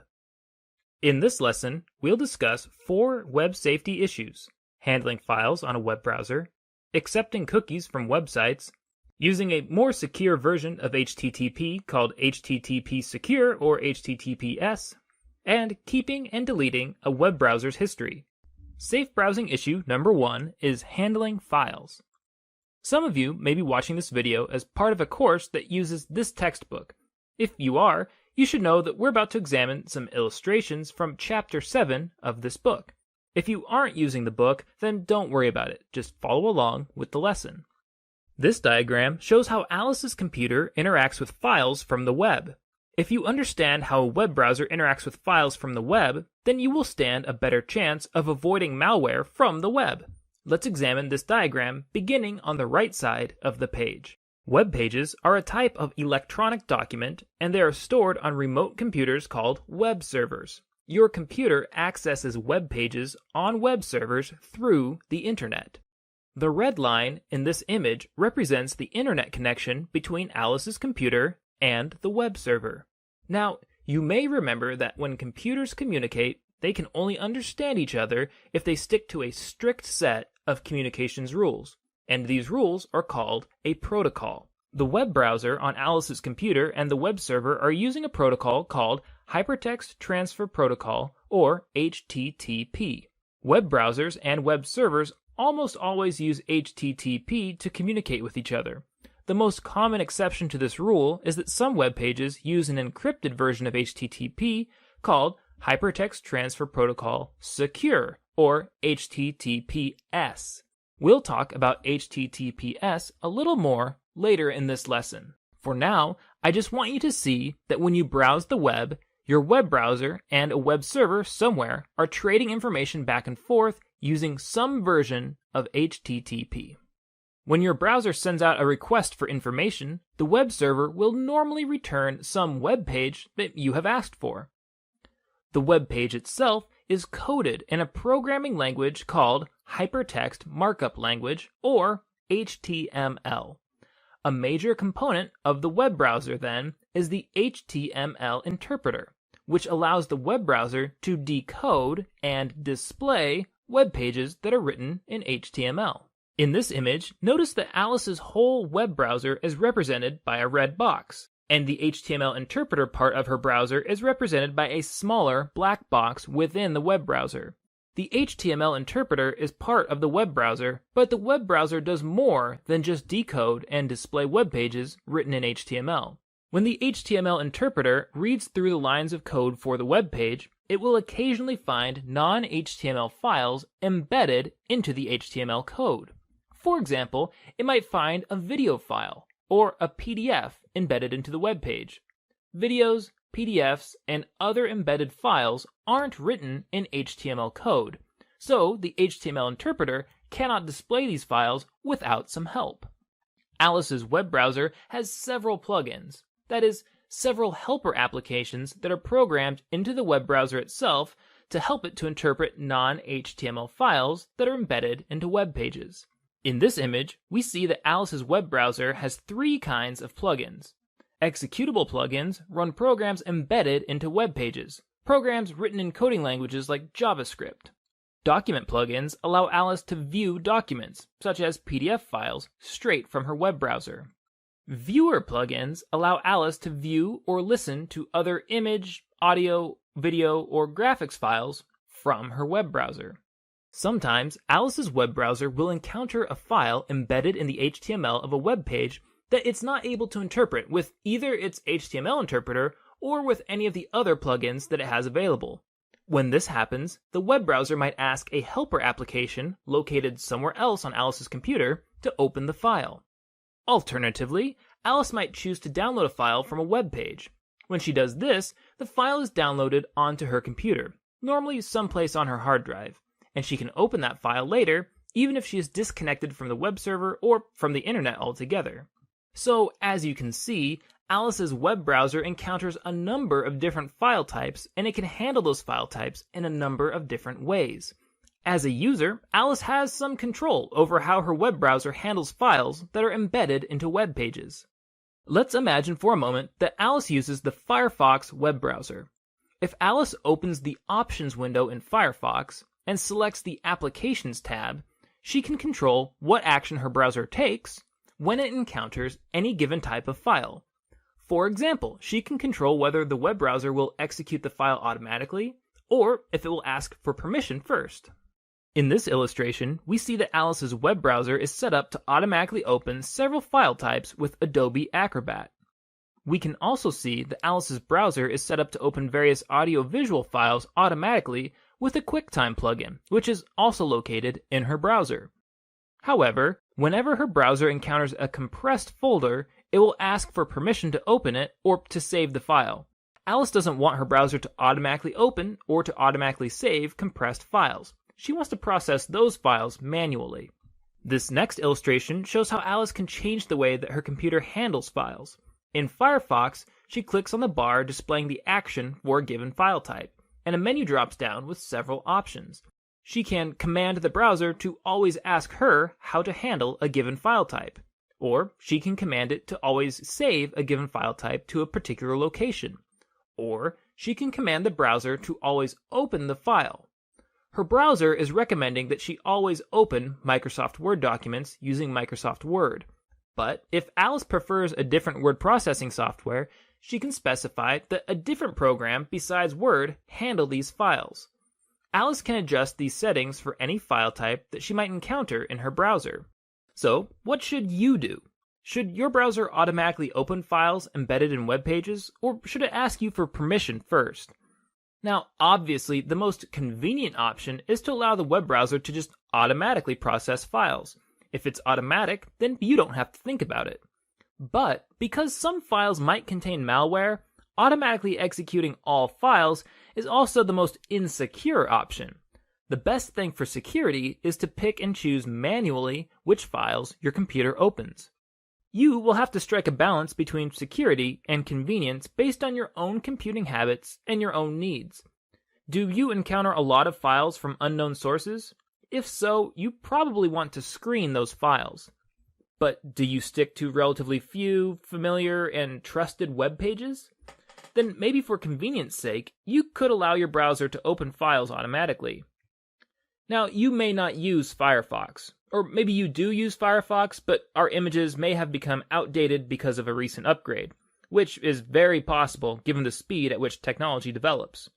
But no matter which web browser you use, it should allow you to control how it handles files one way or another. So do some exploring and figure out how you can do that in your web browser. Safe browsing issue number 2 is cookies. Cookies are small files that websites leave on your web browser. Cookies allow websites to remember users' behaviors and preferences on a given website. They enable a lot of the features that web users like. For example, cookies are what allow a website to remember whether or not you're logged in with your user account. Cookies also allow shopping websites to remember what items have been placed in a user's shopping cart. Furthermore, cookies are simple text files, so they can't contain any code that would run a program, and therefore they cannot execute malware infections on your computer. So cookies are great for convenience, and they are malware-free. But cookies have a downside too. One particular kind of cookie, called a tracking cookie, can track user activity across the internet. Many users feel like tracking cookies are a violation of privacy. For example, if you shop for baseballs on baseballgear.com on Monday afternoon, you might notice that a new website starts showing you ads for baseball bats and gloves on Monday evening. These targeted ads imply that your behaviors are being observed and shared between websites and between different companies. This is made possible by tracking cookies. Tracking cookies are ultimately all about advertising. As you can imagine, advertisements are much more valuable if they're tailored towards your personal interests. The more targeted the ads are to you, the more effective the ad usually is. That's why advertisers advertise toys during children's shows and beer during football games. The people who are interested in children's TV shows are statistically more likely to be interested in toys, and the same people who are interested in football games are statistically more likely to be interested in beer. Tracking cookie companies pay websites to run software that writes tracking cookies onto your browser. These tracking cookies can collect information about you on any website that runs the software by the tracking cookie company. Over time, the tracking cookie company builds a profile on the user behavior associated with your web browser, and it can use that profile to direct targeted ads to your browser. It reads the cookie, it observes your browsing behavior, and it says to itself something like this: I see that you've been reading about baseballs and buying baseballs. I guess I should show you these baseball bat advertisements because it seems likely that you're the kind of person who'd be interested in buying a baseball bat. Another issue with cookies is that they can allow users to stay signed in to online accounts on their browsers. Now, on the face of it, there's no major issue here. Why would it matter if you stayed logged in on your own private computer? Well, it only becomes a problem if somebody is allowed to snoop through your computer. For example, you might leave your computer in a public place. Or, more likely, you might leave your computer out at home during a party or a gathering. Or if your boyfriend or girlfriend has access to your computer, then they might have automatic access to your accounts. In any of these situations, somebody else could use your active login information to access your online accounts. So although cookies are more convenient for you, keep in mind that they're also more convenient for people who snoop through your computer. And of course, if you're using a public computer, then make sure that it does not remember the password for your online accounts. You don't want people in public to log into your private accounts. One final security issue with cookies. If you are using an unsecure wireless connection, then eavesdroppers can intercept cookies sent to and from your computer. If the cookie in question happens to be an authentication cookie that's used for logging into an online account, then the eavesdropper can save this cookie and use the information on it to log into your account later. Safe browsing issue number 3 is HTTPS. Earlier, I mentioned that web browsers communicate with web servers using a protocol called Hypertext Transfer Protocol, or HTTP. Regular HTTP is a set of rules that governs the way that code is sent back and forth between web browsers and web servers. Regular HTTP sends code back and forth in clear text. That is, the code is easily readable for anybody who has access to it. So if somebody happens to be eavesdropping on your browsing session on an unsecured wireless network, they can easily read any information that is sent through HTTP. There is another protocol called Hypertext Transfer Protocol Secure, or HTTPS, that adds another step to the HTTP protocol. Instead of sending code back and forth in clear text, HTTPS adds a step of encryption. If you navigate to a web page using HTTPS, then the website encrypts all of the code that it sends to your web browser, and it gives your web browser a unique key for decrypting that code. Eavesdroppers will still be able to see your traffic on an unsecure wireless network, but if your browser and the website are communicating with HTTPS, then the traffic between them is unreadable for the eavesdropper. The eavesdropper will only intercept an encrypted mess of unreadable, garbled code. Many web pages use HTTPS for their login pages so that your login credentials are secure as they move across the internet. If you're going to submit sensitive information online, you should make sure that you're using web pages that use HTTPS. Most web browsers display the address bar differently for a web page that uses HTTP than it does for a web page that uses HTTPS. Here's what the difference looks like in Firefox. The page on top uses HTTP, and the page on bottom uses the more secure HTTPS. Notice the green padlock and security certificate on the HTTPS page. Here are the same two pages shown as they would display on Google Chrome. Again, HTTP is on top and HTTPS is on bottom. Notice once again the green security certificate and padlock icon on the HTTPS page.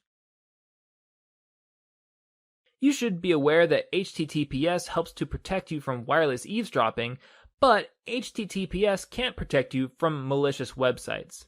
Not every website that uses HTTPS is necessarily safe. Bad guys can use HTTPS too.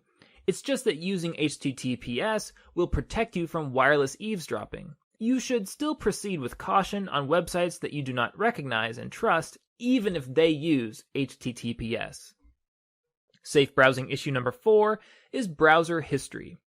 As you probably know, your web browser normally keeps a complete record of which web pages you have navigated to.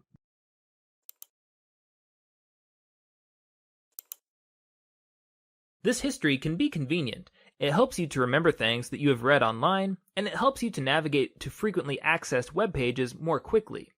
But like most convenient things, browsing histories trade security for convenience. Your browser won't differentiate between sensitive and non-sensitive information. It will keep a complete record of all of it.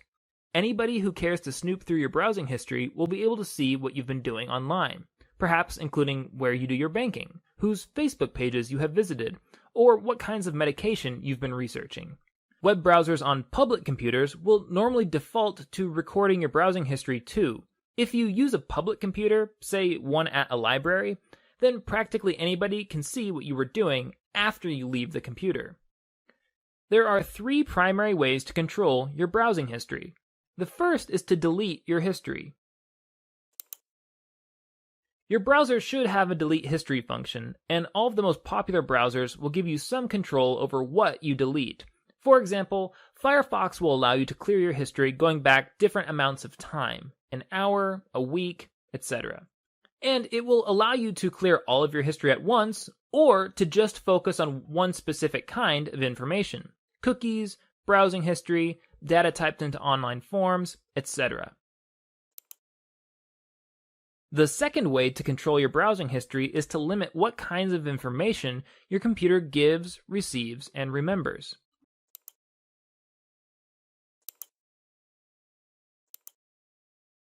For example, in Firefox, you can control whether the browser remembers your browsing and downloading history. You can also control whether the browser accepts cookies and how long it retains those cookies. The third way to control your browsing history is to use the private browsing setting in your web browser.